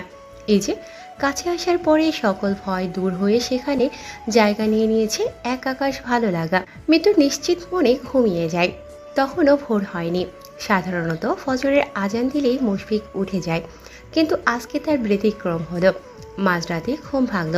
সে অনুভব করে তার বুকের মাঝে নরম একটা দেহ লুটিয়ে আছে। দুহাতে তাকে জড়িয়ে ধরে বুকে মাথা রেখে নিশ্চিন্ত মনে ঘুমোচ্ছে। মিতুর গরম নিঃশ্বাসের জন্যই তার ঘুম ভেঙেছে। মুশফিকও মিতুকে জড়িয়ে রেখেছে। মুশফিকের মনে হলো তার হৃৎপিণ্ড লাফিয়ে বাহিরে চলে আসবে। ঠোঁট শুকিয়ে চৌচির, মন বাঙাচি। ঝুপ করে মাথা তুলে তাকায়। নরম তুলতুলে দেহটাকে পিষে ফেলার অদম্য ইচ্ছা অনেক কষ্টে সংবরণ করে নেয়। মনে করে সন্ধ্যায় কথা দিয়েছে, আকস্মিক কিছু করবে না। মিতুকে আস্তে করে একটু উপরে উঠিয়ে নাকের সাথে নাক স্পর্শ করে। মুশফিক নিজেই কেঁপে ওঠে। ফিসফিস করে বলল, মিতুল, আমি তো সময় দিতে চাচ্ছিলাম, কিন্তু তুমি কি সময় নিতে চাও না? কাছে যাব না বলেই তো এই রুমে আসলাম, কিন্তু তুমি আমার কাছে চলে এলে। শুনো, আমি একজন পুরুষ। তোমার এই সুগন্ধি আমাকে মাতাল করে দিচ্ছে। মুশফিক থেমে মিতুকে নিজের বুকে আরেকটু মিশিয়ে নেয়। সে আবার বলল, এই মেয়েটাকে কবে থেকে যে এত ভালোবাসা শুরু করলাম। এই মেয়ে, তুমি কি জানো তোমার মাঝে আমি আমার জীবন খুঁজে পাই? মিতুর নড়িয়ে ওঠে। লোমশ বুকে নাক ঘষে দেয়। মুশফিক শক্ত করে চোখ বন্ধ করে নেয়। মনে মনে ভাবে, মিতুকে না আনলেই ভালো হতো। দৌড় পাহাড়ি মিতু ছুটে যাচ্ছে দিক বেদিক। আতঙ্কে সারা মুখ ফ্যাকাশে হয়ে গিয়েছে। তার পেছনে তাকে তাড়া করছে এক লাল রঙা কুকুর। মিতু দৌড়াতে দৌড়াতে পাহাড়ের কিনারায় চলে আসে। অচেনা জায়গা, অচেনা রাস্তা। কোন দিকে যাবে মিতু ঠাউর করতে পারে না। এদিক ওদিক তাকিয়ে কোনো আলোর দেখা না পেয়ে মিতু ভয়ে ভয়ে লালা ভরা জিভ বের করা কুকুরের দিকে তাকায়। ছোটবেলা থেকেই কুকুরের প্রতি তার খুব ভয়।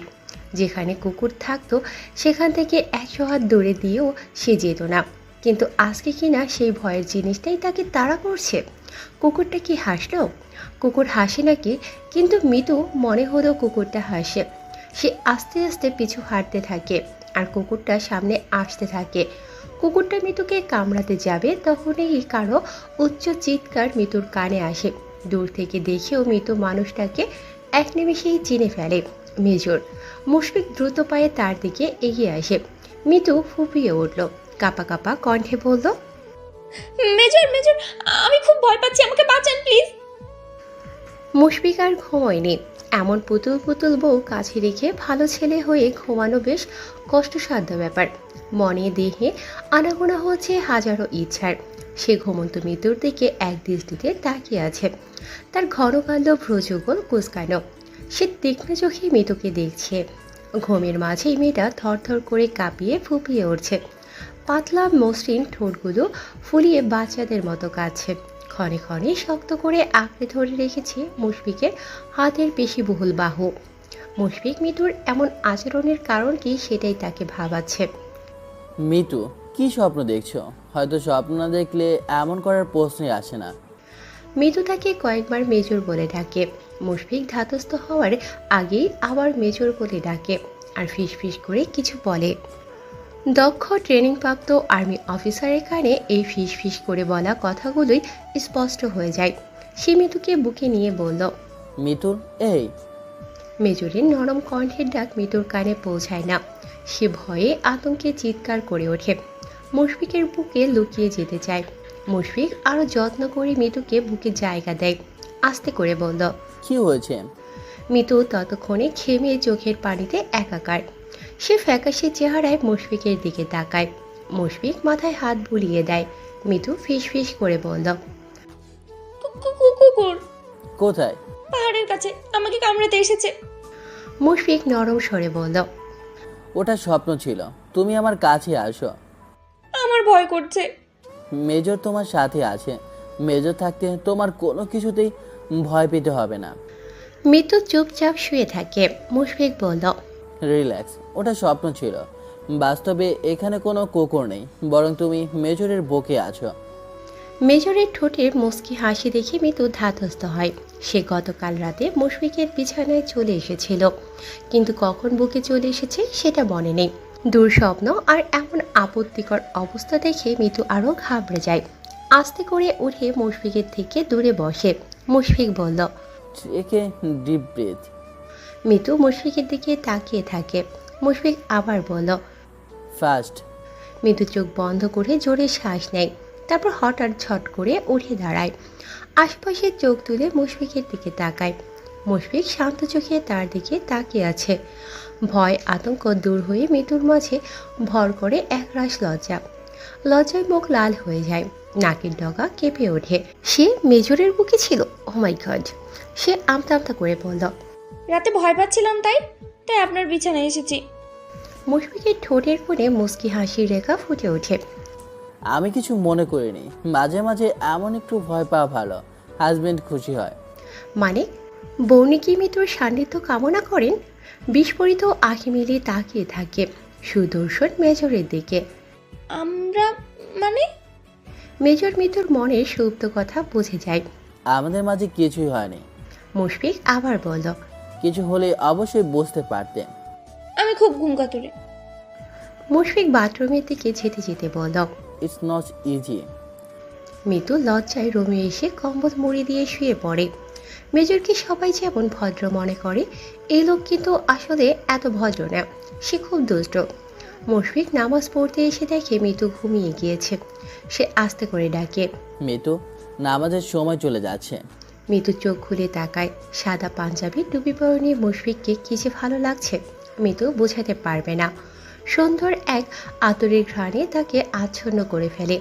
সে মুশফিকের দিকে তাকিয়ে থাকে। মুশফিক আবার বলল। ওঠো।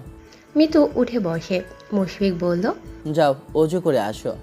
মুশফিক নামাজে দাঁড়ায়। মিতু মুগ্ধ হয়ে তাকিয়ে আছে। একটা লোক এত সুন্দর হয় কি করে? নাকি তার চোখে মানুষটা এত সুদর্শন? মুশফিক নামাজ শেষ করে মিতুর দিকে তাকিয়ে দেখে মিতু ঠায় বসে আছে। যাও। মিতু আমতা আমতা করে বলল। আসলে আমার মুশফিক মিতুর সমস্যাটা বুঝতে পারে। সে তাকে লজ্জা দিতে ইচ্ছুক না। ইটস ওকে, নর্মাল ব্যাপার। আমার কাছে এত লুকানোর কিছুই নেই। মিতু আস্তে করে শুয়ে পড়ে। মুশফিকের কথায় লজ্জা পেলেও ভালো লাগা ছিল। মুশফিক নাস্তা রেখে অফিসে চলে যায়। এখন সৈনিকদের ব্যায়ামের সময়। মুশফিক চলে যাওয়ার পরে মিতু উঠে বসে। এতক্ষণ মিতু ঘুমের ভান করেছিল। মুশফিকের সামনে এলেই কেমন লজ্জা লাগে। তাছাড়া বোঝা যাচ্ছে মুশফিক বেশ ফ্রি মাইন্ডেড আর খুব যত্নশীল। সারাদিন মিতু একা একা কাটায়। মুশফিককে ফোন দিতে পারত, কিন্তু দেয়নি। কেমন আড়ষ্ট হয়ে আছে। সন্ধ্যা নামলেই মিতু রুমে চলে আসে। লজ্জা দূর হয়ে সেখানে ভর করেছে অভিমান। সে না হয় ফোন দেয়নি, কিন্তু মুশফিককে ফোন দিতে পারতো না? উনি কেন ফোন দিল না? আজকে মিতু অভিমান করেছে, তাই শাড়ি পরেনি, থ্রি পিস পরেছে। মিতু বিমর্ষ হয়ে বারান্দায় এসে দাঁড়ায়। সন্ধ্যা পেরিয়ে গিয়েছে সেই কখন। এখনও মুশফিকের আসার নাম নেই। তার মন অন্ধকারের কালো মেঘে ছেয়ে আছে। যে কোনো সময় বাঁধ ভেঙে বৃষ্টি নামবে। তখনই দেখে সামনের কটেজের কাছে মুশফিকের সবুজ জিপ গাড়ি থামে। সেখান থেকে লম্বা এক তরুণী বেরিয়ে আসে। লাইটের আলোয় স্পষ্ট দেখা যাচ্ছে মেয়েটা হেসে হেসে মুশফিকের সাথে কথা বলছে আর হাত নেড়ে বিদায় জানায়। মিতু চুপচাপ সবকিছু পর্যবেক্ষণ করে। কিছুক্ষণ পরে মুশফিক আসে। অভিমানী কর্ণার গম্ভীর মুখ তার নজরে আসে। কিছু না বলে রুমে যায়। তার কয়েক মিনিটের মাঝে ফ্রেশ হয়ে আসে। মিতু তখনও ওখানেই দাঁড়িয়ে আছে। মুশফিক কাছে এসে দাঁড়ায়। আমার মোবাইলে চার্জ ছিল না, তাই ফোন দিতে পারিনি। তুমি অপেক্ষায় ছিলে? না, সমস্যা নেই। হাসি মুখ যখন গম্ভীর হয়ে যায় তখন বুঝতে অসুবিধা হয় না যে সমস্যা আছে কি নেই। সে মাথা কাত করে মিতুকে দেখার চেষ্টা করে বলল। রাগ করেছো? না। সরি। মিতু ফুঁসে ওঠে। সরি? কিসের সরি? সারাদিন একা ছিলাম।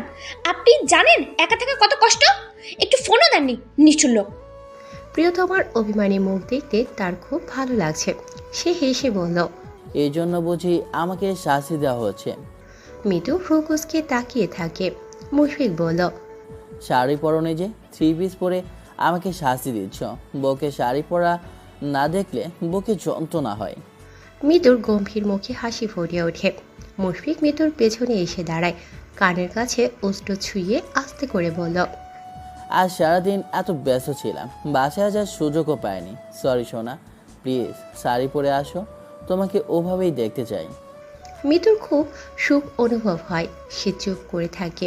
মুশফিক আবার অনুরোধ করে বলল। প্লিজ। মিতু শাড়ি পরে।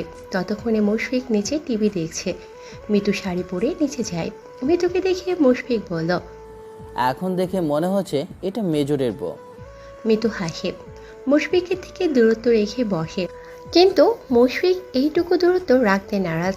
সে মিতুর কোলে শুয়ে টিভিতে শাহিদ কাপুর অভিনীত বিবাহ মুভিটা চালু করে। মিতু স্তব্ধ আর শক্ত হয়ে বসে আছে। মুশফিক তার দিকে তাকিয়ে বলল। মিতু, এমন করে বসো। এখন থেকে আমরা একসাথে মুভি দেখলে আমি তোমার কোলে শুয়ে পড়বো। অভ্যাস করে নাও প্লিজ। মিতু হাসে। সুখের প্রজাপতি যে এত রঙের হয় তা মুশফিকের সান্নিধ্যে না আসলে জানতেই পারত না। সে আস্তে করে মুশফিকের চুলে হাত বুলিয়ে দেয়। বিবাহ মুভিটা খুবই সুন্দর। এটা মুশফিকের পছন্দের মুভি। হঠাৎ মুশফিক মিতুর গালে হাত রেখে বলল। তুমি তারার মতো আমার আকাশের প্রতিটা জায়গায় ছেয়ে থেকো প্রিয়। মিতু হাসে কিন্তু মুখে কিছুই বলে না। দুজনে দুজনের দিকে মুগ্ধ চোখে তাকিয়ে থাকে। রাত 2টার দিকে মিতু আর মুশফিক রুমে আসে। মিতু মুশফিকের দিকে তাকিয়ে বোকার মতো হাসে। মুশফিক ট্রাউজার পরে মিতুর দিকে তাকিয়ে আছে। তার হাসি দেখে ঘন কালো ভ্রু কুঁচকে বলল। কি সমস্যা? মিতু ততক্ষণে মুশফিকের বুকের দিকে তাকিয়েছে। পেশিবহুল বাহু, পেটানো শরীর, মেদহীন ঝরঝরে গা। মিতু বরাবরের মতো মুগ্ধ চোখে তাকিয়ে থাকে। মিতুর দৃষ্টি অনুসরণ করতে বুদ্ধিমান মেজরের কয়েক সেকেন্ডও লাগল না। মুশফিকের পুরো ঠোঁটের ভাঁজে কিঞ্চিত মুচকি হাসির রেখা ফুটে ওঠে। মিতুর লজ্জা মাখা হাসি দেখে মুশফিক বলল। লজ্জা পাচ্ছ কেন অযথায়? অযথা এমন করে কেউ ঘুরে বেড়ায়? মুশফিক বুঝেও না বোঝার ভান করে। ঠোঁট উল্টে বলল। কেমন করে? মিতু আস্তে করে বলল। এমন আদুর গায়ে? মুশফিক অন্তর্বেদী দৃষ্টি মেলে মিতুর দিকে তাকিয়ে বলল। তো সমস্যা কি? It's my bedroom. Hello major, আপনার বেডরুমে এখন আরেকটা মানুষ আছে, তাও মেয়ে মানুষ, সুতরাং কাপড় চোপড় পরে ঘুরবেন? হ্যাঁ, একটা মেয়ে আছে যে কিনা আমার বউ, আমার একমাত্র বউ। মিতু থমথমে গলায় বলল। ইস, বউ হয়েছে বলে কি এমন করে ঘুরবেন? হ্যাঁ, এটা স্পেশাল মুহূর্ত। মিতু দেখল মুশফিক তার দিকে এগিয়ে আসে। তার মুখের কাছে মুশফিকের লোমশা। মুখের সব পক পক মুহূর্তেই গলায় আটকে যায়। সে আস্তে করে বলল। আপনার লজ্জা করে না? মুশফিক মাথা নিচু করে মিতুর দিকে তাকিয়ে বলল। লজ্জা? কিসের লজ্জা? মিতু আস্তে করে পিছু হাঁটিয়ে। এই যে আমার সামনে গা দেখিয়ে ঘুরছেন। উফ, তুমি আমার বউ। এত কথা না বলে গেঞ্জি পরে ঘুরতে পারেন। কেন আমার ড্যাশিং বডিটা দেখে ক্রাশ খাচ্ছ? মিতু মুশফিকের ঝুঁকে আসা মুখের দিকে তাকিয়ে মনে মনে বলল। ভাই, শুধু আপনার বডি না, আপনার সব কিছুর উপরে ক্রাশ খেয়ে ফেলেছি। মুখে বলল। না না, আমি ক্রাশ টাশ খাই না। তাই? ওকে। প্লিজ গা ঢাকেন। তোমার সমস্যা কি মিতু? মিতু কি করে বলবে তার কি সমস্যা। মুশফিককে এমন অবস্থায় দেখলে কেমন পাগল পাগল লাগে। কানে কানে কেউ বলে যায় সামনের মানুষটা তার, শুধুমাত্র তার। আপনি না মেজর, আপনার লজ্জা নেই কেন আজও? এটা কেমন কথা? আমি মেজর বলে আমার কি নাক অব্দি লজ্জার চাষ থাকবে? উফ, যা বলছি সেটা করেন। গেঞ্জি পরবো না, তুমি চাইলে বাকিটাও খুলে ফেলতে পারি। মিতু চোখ খিচে বলল। ছি ছি। মুশফিক আরেকটু সামনে এসে বলল। আফটার অল আমি মেজর, মেজররা সবার সামনে এক, বউয়ের সামনে একটু খারাপ। মুশফিক এগিয়ে আসে। মিতু আর পেছনে যেতে পারছে না। সে মুশফিকের বুকে হাত রেখে তাকে আটকায়। আসলেই মুশফিক খুব বেশি রোমান্টিক। মিতু ভেবেছিল আর্মিরা বোরিং হয়, কিন্তু তার মেজরটা তো মাখনের মতো সফট, দেখলেই একটু আদর করে দিতে ইচ্ছে করে। সে বলল। এত কিছু জানেন কি করে? আগেও বিয়ে করেছেন নাকি? এমনি জানা যায়, বিয়ে করা লাগে না। মুশফিক মিতুর হাত উপেক্ষা করে এগোতে চায়। মিতু চোখ পাকিয়ে বলল। এগোচ্ছেন কেন? মুশফিক কিছু না বলে মিতুর কানের কাছে মুখ এনে গম্ভীর কণ্ঠে ফিস ফিস করে বলল। মুশফিকের ভারী হাসকি স্বরে ফিস ফিস করে বলা কথাগুলো মিতুকে নাড়িয়ে দেয়। আদরের ডাক শুনে মিতুর পাগলের মতো অস্থির লাগে। মেজর তার দিকে গভীর শিকারী চোখের দিকে তাকিয়ে থাকে। মুশফিক শক্ত কড়া পড়া হাত দিয়ে মিতুর কোমর আঁকড়ে ধরে কাছে আনে। মিতু কেঁপে ওঠে। নাকের ডগার শিরশিরানো অতিমাত্রায় বাড়ে। পেট মুচড়ে দেয়। মুশফিক আবার বলে। You are so beautiful my sweetheart. মিতুর মনে হচ্ছে সে মরে যাবে। মুশফিক মিতুর গালে পরম ভালোবাসা মাখা পরপর কয়েকটা চুমু দেয়। তারপর কিছুক্ষণ স্থির হয়ে তাকিয়ে থাকে। নাকের ডগায় তার নাক স্পর্শ করে আস্তে করে বলে। Now it's over. মিতু মুখ ফসকে বলে ফেলে। নো। মিতুর কথায় মুশফিক থমকে যায়। সে শান্ত চোখে মিতুকে পর্যবেক্ষণ করে বলল। ঘুমাতে হবে, অনেক রাত হয়েছে। মুশফিক সোজা বিছানায় শুয়ে পড়ে। মিতু নিজের বলা কথাটাই লজ্জায় আড়ষ্ট হয়ে যায়। আর চোখে মুশফিকের দিকে তাকায়। মুশফিক তার দিকেই তাকিয়েছিল। ও, রুমে গেলাম না, দেখা যাবে বোটের রাতে ভয় পেয়ে আবার আমার কাছে চলে যাবে। তা সে ভালো আমি এখানেই থাকি, বউকে কষ্ট দেওয়া অন্যায়। মিতুর হাত পা তখনও কাঁপছে। সে রাতের কাপড় নিতে আলমারি খুলে সেখান থেকে একটা নাইটি খুলে পড়ে। মিতু সেটা হাতে নিয়ে দেখে। সে ভাবে মুশফিক তার জন্য এনেছে। যেহেতু উনি এনে এখনো দেয়নি, তাই সে নেবে না। উনি দিলেই বরং নেবে। মিতু গেঞ্জি আর ট্রাউজার পরে সে শুয়ে যায়। মুশফিক তার দিকে ফিরে শুয়ে আছে। মিতু তাকালে মুশফিক হাত বাড়িয়ে মিতুর গাল ছুঁয়ে বলল। তুমি কি আমার প্রেমে পড়ে যাচ্ছ মিতুল? মিতু মুশফিকের প্রশ্নের উত্তর না দিয়ে পাল্টা বলল। আপনি কি আমার প্রেমে পড়ে যাচ্ছেন মেজর? মিতুর প্রশ্নে মুশফিকের ঠোঁটের কোণের হাসি বিস্তৃত হয়। সেই হাসিতে মিশে আছে এক আকাশ ভালোবাসা, ভালো লাগা, সুখের ভাণ্ডার। মিতুর বুকের ভেতরটা সুখে চিৎকার দিয়ে ওঠে। কলিজাটা ফিসফিস করে বলে। তুই পৃথিবীর সবচেয়ে সুখী নারী হবি মৃত্যু। আজ বুধবার। সেনানিবাসে 6 জন পরিষ্কার কর্মী আছে। একজনের নাম কামাল। সবাই ওনাকে কামাল ভাই নামেই ডাকে। উনি মুশফিকের বিশ্বস্ত আর কটেজ পরিষ্কার করে। মুশফিকের রুমে যাওয়া নিষেধ, বাদবাকি সব কিছু সপ্তাহে একদিন পরিষ্কার করে দিয়ে যায়। আজকেও যথারীতি পরিষ্কার করতে এসেছে। নয়না কামাল ভাইয়ের আসার দিকে নজর রাখছিল।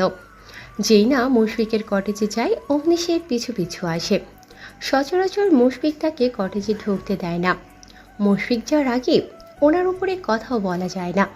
আজকে সুযোগ পেয়ে সে এই সুযোগ হাতছাড়া করে না। কামাল তখন কিচেন পরিষ্কার করছে। নয়না এই ফাঁকে আস্তে করে উপরে উঠে যায়। তার লক্ষ্য মুশফিকের রুম। সে পা টিপে টিপে নিঃশব্দে দরজার সামনে গিয়ে দাঁড়ায়। মুশফিকের রুমে যাওয়ার অজন্ম ইচ্ছা এবার পূরণ হবে। নয়না আস্তে করে মুশফিকের রুমে প্রবেশ করে। মন মাতানো এক সুবাস নাসারন্ধ ভরে যায়। সে এপাশ ওপাশ তাকিয়ে হঠাৎ চোখ যায় বিছানার দিকে। বিছানা অগোছালো, আর অগোছালো নরম বিছানায় এক মেয়ে ঘুমিয়ে আছে। নিমিষেই নয়নার সকল স্বপ্ন চুরমার হয়ে যায়। সে এগিয়ে যায় ঘুমন্ত মৃত্যুর দিকে। বিষ দৃষ্টি মেলে তাকিয়ে থাকে। মনে উকি দেয় হাজারো প্রশ্ন। কে এই মেয়ে? মুশফিকের সাথে কি সম্পর্ক? এখানে শুয়ে আছে কেন? মেয়েটা খুব সুন্দরী, নয়নার থেকেও সুন্দর। নয়না মুহূর্তেই মিলিয়ে ফেলল মেয়েটাকে। সুন্দরী মেয়ে এক অবিবাহিত পুরুষের বিছানায়, সুতরাং মেয়েটা একটা প্রস্টিটিউট। নয়না কথা বলার ভাষা হারিয়ে ফেলে। মুশফিককে সে খুবই ভালো মানুষ বলে জানত, তার সম্পর্কে খারাপ ধারণা কখনোই আসেনি। কিন্তু এই ছেলে যে রাতে কটেজে পতিতা আনে এটা খুনাক্ষরেও ভাবেনি। তারপর মন হঠাৎ উল্টে যায়, ফুঁসে উঠিয়ে মুশফিকের কোনো দোষ নেই, সব দোষ এই অসভ্য মেয়ের। নয়না ঘুমন্ত মৃতুকে টেনে ওঠায়। হঠাৎ ঘুম ভাঙায় মৃত্যু চমকে যায়। মুশফিক কখনো তাকে এভাবে জাগাবে না। মুশফিক তাকে নরমভাবে ছোঁয়। সে চোখ বড় বড় করে মেয়েটার দিকে তাকায়। মেয়েটার পরনে আর্মি ড্রেস। মৃত্যু বোঝে একজন আর্মি তার সামনে দাঁড়িয়ে আছে। মৃত্যু কিছু বলার আগে নয়না ফুসফুস করে বলল, এই মেয়ে ওঠো আর জলদি বের হয়ে যাও। মৃত্যু ভ্যাবাচাকা খেয়ে তাকিয়ে আছে। বেরিয়ে যাবে মানে কি? আর তাকে হুকুম দেওয়ার উনিকে? সে ভ্রু কুঁচকে বলল। মানে? নয়নার আগে দাঁত চেপে চেপে বলল। কোনো পতিতার বাসা না এটা, সুতরাং বের হ। মৃত্যুর অবাকের পাল্লা হই হই করে বাড়ছে। এটা কার বাসা? আমার বয়ফ্রেন্ডের বাসা। মৃত্যুর বুকটা মুচড়ে ওঠে। বয়ফ্রেন্ড?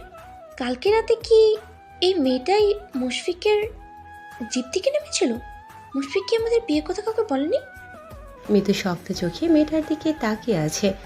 নয়না আবার বলল, কয়েকদিন আসেনি, এর মাঝে জায়গা করে নিয়েছিস।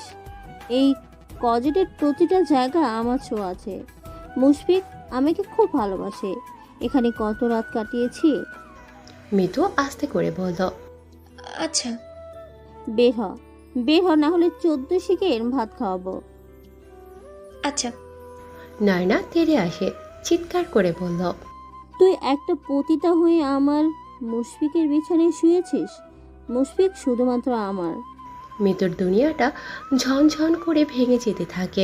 বুকে অসহনীয় যন্ত্রণা অনুভব করে। আহা মুশফিক, আহ। নয়না হিংস্র চোখে মৃত্যুর দিকে তাকিয়ে আছে। মৃত্যু উঠে দাঁড়ায়। মৃত্যু নয়নার সমান লম্বা না হলেও প্রায় ছুঁই ছুঁই। তাকে দাঁড়াতে দেখে নয়না বলে, গুড, এবার বেরিয়ে যা। মৃত্যুর ঠোঁটের কোণে শান্ত হাসি ফুটে ওঠে। তাকে হাসতে দেখে নয়না ফুঁসে বলল, বেরিয়ে যা। যাব না। আপনি কি আমাকে বের করার? এত সাহস আমাকে প্রশ্ন করিস? তুই জানিস আমি কে? মৃত্যু ঢাকাই আমি, চঞ্চল হরিণের রক্ত টকবকে গরম। এতক্ষণ একটা ঘোরের মাঝে মেয়েটার কথাগুলো শুনেছে, কিন্তু এবার সে প্রস্তুত। নয়নার দিকে এগিয়ে গিয়ে বলল, গায়ের লেবাস দেখে মনে হচ্ছে আর্মি। আর্মি হন আর যেই হন, হোয়াট এভার, আমার তাতে কিচ্ছু যায় আসে না। কারো বেডরুমে অনুমতি ছাড়া প্রবেশের সাহস কি করে হলো আপনার? আপনি জানেন আমি কে? মেয়েটাকে এত অপমান করার পরেও সে নয়নাকে আপনি বলে সম্বোধন করছে। নয়না এসব পাত্তা না দিয়ে বলল, তোর আবার বেডরুম? তুই জানিস আমি যা ইচ্ছা তাই করতে পারি। আর তুই কি তা জানিস না? তুই বাকিটা নয়নার মুখেই আটকে থাকে। মৃদু কিরমির করে বলল, শাট আপ রাস্কেল! উল্টোপাল্টো কথা বললে না থাপড়ে গালের দাঁত হাতে ধরিয়ে দেবো। নয়না চোখ পাকিয়ে আরো কাছে আসে। কি বললি? কানে শোনেন না? নয়না অধৈর্য হয়ে মৃদুর হাত ধরে বলল, আমার মুশফিকের আশেপাশেও আর আসবি না। মৃদুর রাগ কিরমির করে আকাশসম হয়ে যায়। নয়নার হাত থেকে নিজের হাত ছাড়িয়ে নয়না কিছু বুঝে ওঠার আগেই তার গালে গুনে গুনে 4টা থাপ্পড় দিয়ে দেয়। ইউনিফর্মের কলার ধরে শাসিয়ে শাসিয়ে বলল, মুশফিক আপনার এসব আজে বাজে কথা বলে না জিপ টেনে ছেড়ে ফেলবো। নয়না মৃদুর সাহস দেখে অবাক। সে আর্মি ট্রেনিং প্রাপ্ত, কিন্তু এই মেয়ে তার থেকে বেশি চালু। দেখতে নরম দেখা গেলেও মেয়ে মোটেও নরম না, কিন্তু সে নিজেও দমে যাওয়ার পাত্রী না। পাল্টা মৃদুকে ঠেলে সরিয়ে বলল, গায়ে হাত দিলি কেন? বেয়াদবদের গায়ে হাত দিয়েই শায়েস্তা করতে হয়। নয়নাও হাত ওঠায় মৃদুকে মারার জন্য, কিন্তু মৃদু তার হাত ধরে ফেলে। হাত মুচড়ে দিয়ে বলল, আমার গা আর একবার স্পর্শ করতে আসলে না হাত ভেঙে ফেলবো। এত সাহস পাস কোথায়? সেটা আপনার মুশফিককে জিজ্ঞেস করবেন। আমি মুশফিকের গার্লফ্রেন্ড, তাই এসব তাকে জিজ্ঞেস করার দরকার মনে করছি না। গার্লফ্রেন্ড? হ্যাঁ, সে আমাকে খুব ভালোবাসে, যত্ন করে। মৃদু মাথা নেড়ে বলল, আমি বিশ্বাস করি না। কিছুই যায় আসে না। তুই এমন গুরুত্বপূর্ণ কেউ না যে বিশ্বাস করতেই হবে, ফালতু। মিতু জোরে শ্বাস ফেলে বলল, ফালতু। আমি মেজর মুশফিক আহসানের স্ত্রী, মিসেস আহসান। নয়না হো হো করে হেসে দিল। স্ত্রী? How funny. মেজর বিয়ে করেছ অথচ কেউ জানে না তুই নিজের মান রাখতে এসব বলছিস, তাই না? আব্বু বলেছে সামনের মাসেই আমার আর মুশফিকের বিয়ের অ্যানাউন্স করবে। মিতুর দুনিয়াটা কেমন এলোমেলো হয়ে গেল, যেন 10 ফুট উপর থেকে কাচের আয়না মাটিতে পড়ে চুরমার হয়ে গেল নিমেষেই। মিতুর বিবর্ণ চেহারা দেখে নয়না আরো বলল, তুই জানিস মুশফিক আমার কত যত্ন নেয়? সবসময় জিপে করে বাসায় নিয়ে আসে। এই বাসায় কত এসেছি তার হিসাব নেই। মিতু জানে মুশফিক পার্টনারের প্রতি যত্নশীল। গতকাল রাতে এই মেয়ে বোধহয় গাড়ি থেকে নেমেছিল। তাকে কিছু বলার সুযোগ না দিয়ে নয়না মুশফিকের নাম্বারে ফোন দেয়। কয়েকবার ফোন দেওয়ার পর মুশফিকের ভারী স্বর শোনা গেল। হ্যাঁ নয়না, বলো।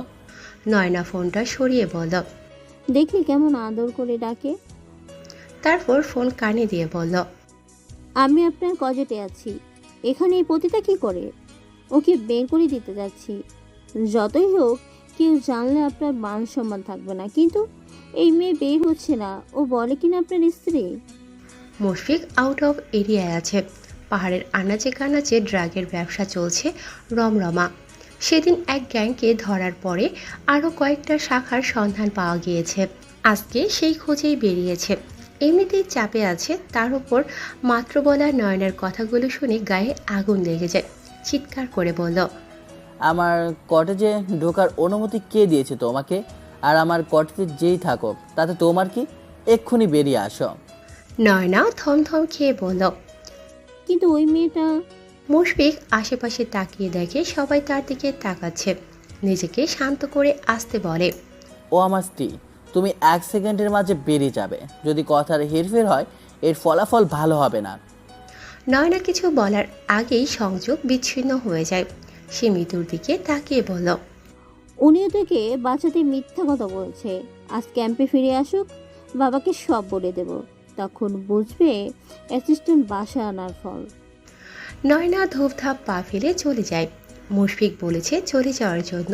সে নিঃশব্দে চলে যায়। মিতু সেখানেই দাঁড়িয়ে আছে। মোবাইল নিজস্ব শব্দে চেঁচিয়ে ওঠে।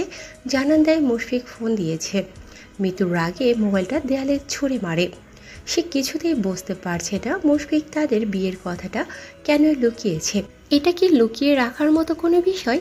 সবাই যদি জানতো তাহলে মেয়েটা এত কথা বলার সুযোগ পেত না। মেয়েটার সাথে কি আসলে মুশফিকের কিছু আছে?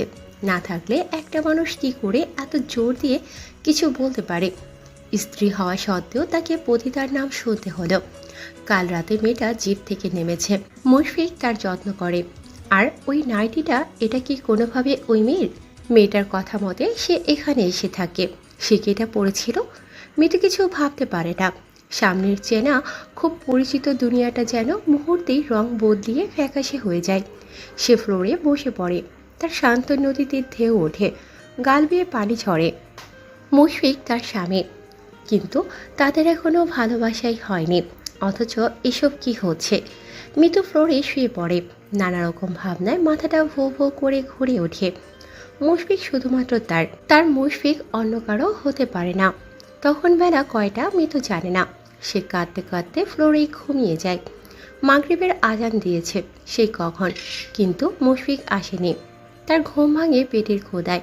সারাদিন পেটে একটা দানাও পড়েনি। শরীর নেতিয়ে আছে। সে উঠে দাঁড়ায়, কিচেনে গিয়ে পানি খায়। বাইরে চাঁদের আলোয় সব ফকফকা দেখা যাচ্ছে। কি মনে করে মিতু কটেজ থেকে বেরিয়ে আসে। খানিকটা সামনে এসে দাঁড়ায়। চাঁদের আলোর সামনে রাস্তা স্পষ্ট দেখা যাচ্ছে। ওদিকে তাকিয়ে থাকতে থাকতে মিতুর মনে হয় কারা যেন আসে। মানুষটা আর কেউ না, মুশফিক, আর সাথে নয়না। নয়না আর মুশফিককে একসাথে দেখে মিতুর চোখের কোণ বেয়ে আবারও নতুন উদ্যমে পানির স্রোত বয়ে যায়। বুকে অসহনীয় যন্ত্রণা অনুভব করে। সে আড়ালে গিয়ে দাঁড়ায় আর দুজনকে পর্যবেক্ষণ করতে থাকে। মুশফিক সারাদিন মনে হয় 500 বার মিতুকে ফোন দিয়েছে, কিন্তু ফোন বন্ধ। সে এত গুরুত্বপূর্ণ এক মিশনে গিয়েছিল যে আসারও কোনো উপায় নেই। আর্মিদের কাজটাই এমন, সব ভেসে যাক, কিন্তু দেশের কাজ আগে। নয়নার কাছে এসব শুনে মৃদুর অবস্থা না জানি কি হয়েছে, চিন্তায় তার অবস্থা খারাপ। নিজের মাঝে এত অস্থিরতার মাঝেও কটেজে আসার কোনো সুযোগ নেই। তখনই ইচ্ছে করছিল নয়নার গালে থাপ্পড় দিয়ে লাল করে দিতে। এখন নয়নাকে কটেজ থেকে বের করে এনেছে। নয়নাকে কিছু বলার সুযোগ না দিয়ে শক্ত হাতে 2 থাপ্পড়ে নয়নার কান বন্ধ হয়ে গিয়েছে। নয়না গালে হাত দিয়ে অবাক হয়ে মুশফিকের দিকে তাকালে মুশফিক বলল, এই পর্যন্ত একদিনও তোমাকে আমার কটেজে ঢুকতে দিয়েছি, আজকে কোন সাহসে প্রবেশ করেছো? নয়নার গাল ব্যথা করছে।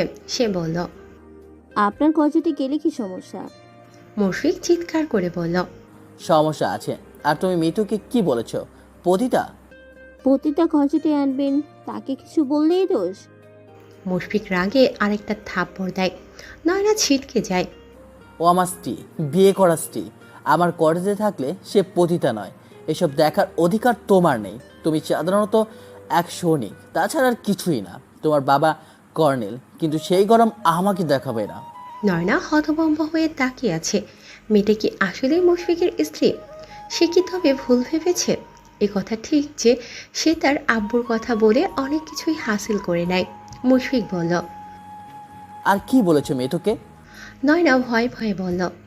আর কিছু বলিনি। মুশফিক জানে নয়না আরও অনেক কিছু বলেছে। এই মেয়ে খুব খারাপ। সে বলল, যদি শুনি আর কিছু বলেছো তাহলে তোমার অবস্থা খারাপ হবে, আমার ভয়ঙ্কর রূপ দেখবে। আপনার স্ত্রী আমাকে মেরেছে সেটা?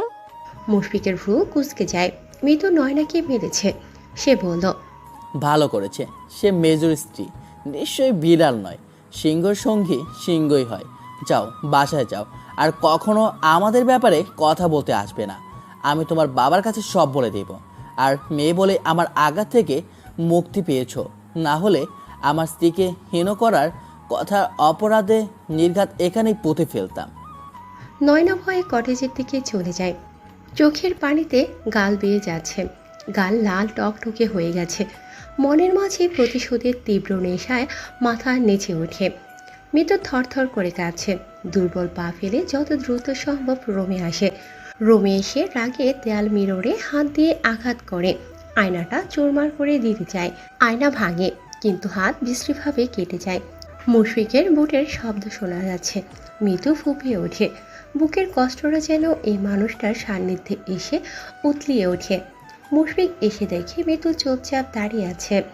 সে মৃদুর দিকে তাকিয়ে থাকে। বিবর্ণ ফ্যাকাশে মুখ দেখে তার কেমন কষ্ট হয়। তার চোখ যায় হাতির দিকে। হাত থেকে টপ টপ করে লাল বর্ণের তরল মেঝেতে জমা হচ্ছে। হাতের ব্যাগটা দূরে রেখে মৃদু কাছে আসে। হাতটা ধরার জন্য হাত বাড়িয়ে বলল, হাত কেটেছে কি করে? মিতু, তুমি কি করেছো? মৃত মুশফিককে হাত ধরতে দিল না। এক ঝটকায় মুশফিকের থেকে দূরে গিয়ে বলল, আমি পতিতা, পতিতাদের এত যত্ন করতে হয় না। আপনি ওই মেয়ের কাছে যান যে আপনার গার্লফ্রেন্ড, আর মেয়েটা। মুশফিক হতভম্ব হয়ে তাকিয়ে থাকে। মৃত্যু কিছু না বলে ছুটে কটেজ থেকে বেরিয়ে যায়। তারপর কোনো দিকে না তাকিয়ে পাহাড়ের দিকে ছুটতে থাকে। তার ইচ্ছা সে পাহাড় থেকে ঝাঁপ দিয়ে মরে যাবে। উঁচু পাহাড়ের গায়ে নাম না জানা হাজার রকমের গাছগাছালি লেপ্টে আছে। মানুষ হাঁটার ফলে সরু চিকন রাস্তা হয়েছে। মৃদু সেই পথ ধরে ছুটে যাচ্ছে। পেছনে না তাকিয়েও বুঝতে পারছে যে মানুষটা তার পেছনে পেছনে আসছে। কয়েকবার গম্ভীর গলায় ডাক শুনেছে, কিন্তু মৃদু দাঁড়ায়নি। কিভাবে দাঁড়াবে? তার অভিমান যে আকাশের চেয়েও বেশি হয়ে গিয়েছে। অবশেষে পাহাড়ের কিনারায় এসে দাঁড়ায়। উজ্জ্বল চন্দ্র আকাশ ছাপিয়ে মিষ্টি আলোয় ভুবন ঝকঝকে করে দিয়েছে। পাহাড়গুলো দেখা যাচ্ছে। দূরের কটেজে টিমটিমে আলো জ্বলছে। চাঁদের এমন অসহ্য রকম সুন্দর আলো সে আগে কখনো দেখেনি। নাকি নির্জন পাহাড় বলেই এত ভালো লাগছে। মৃত্যু আর চোখে পেছনে তাকায়। মুশফিক কিছুটা দূরত্ব রেখে দাঁড়িয়েছে। মৃত্যুর বুকটা অভিমানে ফুলে ফেপে ওঠে। মনে উকি দেয় হাজারো প্রশ্ন। সারাদিন যত কষ্ট হয়েছে, এই মানুষটাকে দেখে যেন কষ্ট আরও বেড়েছে। তুষের আগুন যেমন দাও দাও করে জ্বলে, মুশফিকের সান্নিধ্য পেয়ে যেন মৃত্যুর ভেতরটা এভাবেই জ্বলছে। কেন? গম্ভীর রাগে মানুষটার নরম আবেশী আদরে কথা শোনার জন্য। মুশফিক খুব ক্লান্ত। সারাদিন গাধার মতো পরিশ্রম করেছে। এখন শরীরটা যেন পাথরের মতো ভারী লাগছে। বিছানায় শুয়ে যেতে পারলেই শান্তি লাগতো। কিন্তু সব ক্লান্তি দূরে ঠেলে স্ত্রীর পেছনে ছুটে এসেছে। রাগ যেহেতু তার কারণেই হয়েছে, রাগ ভাঙানোর দায়িত্বও তার। তাছাড়া এমন কথা শোনার পরে রাগ হওয়াটা স্বাভাবিক। সে আস্তে করে মিতুর পেছনে গিয়ে দাঁড়ায়। মিতু স্পষ্ট মুশফিকের কাছে আসাটা অনুভব করছে, অথচ সে পেছনে ফিরে তাকায়নি। মুশফিক আস্তে করে বলল,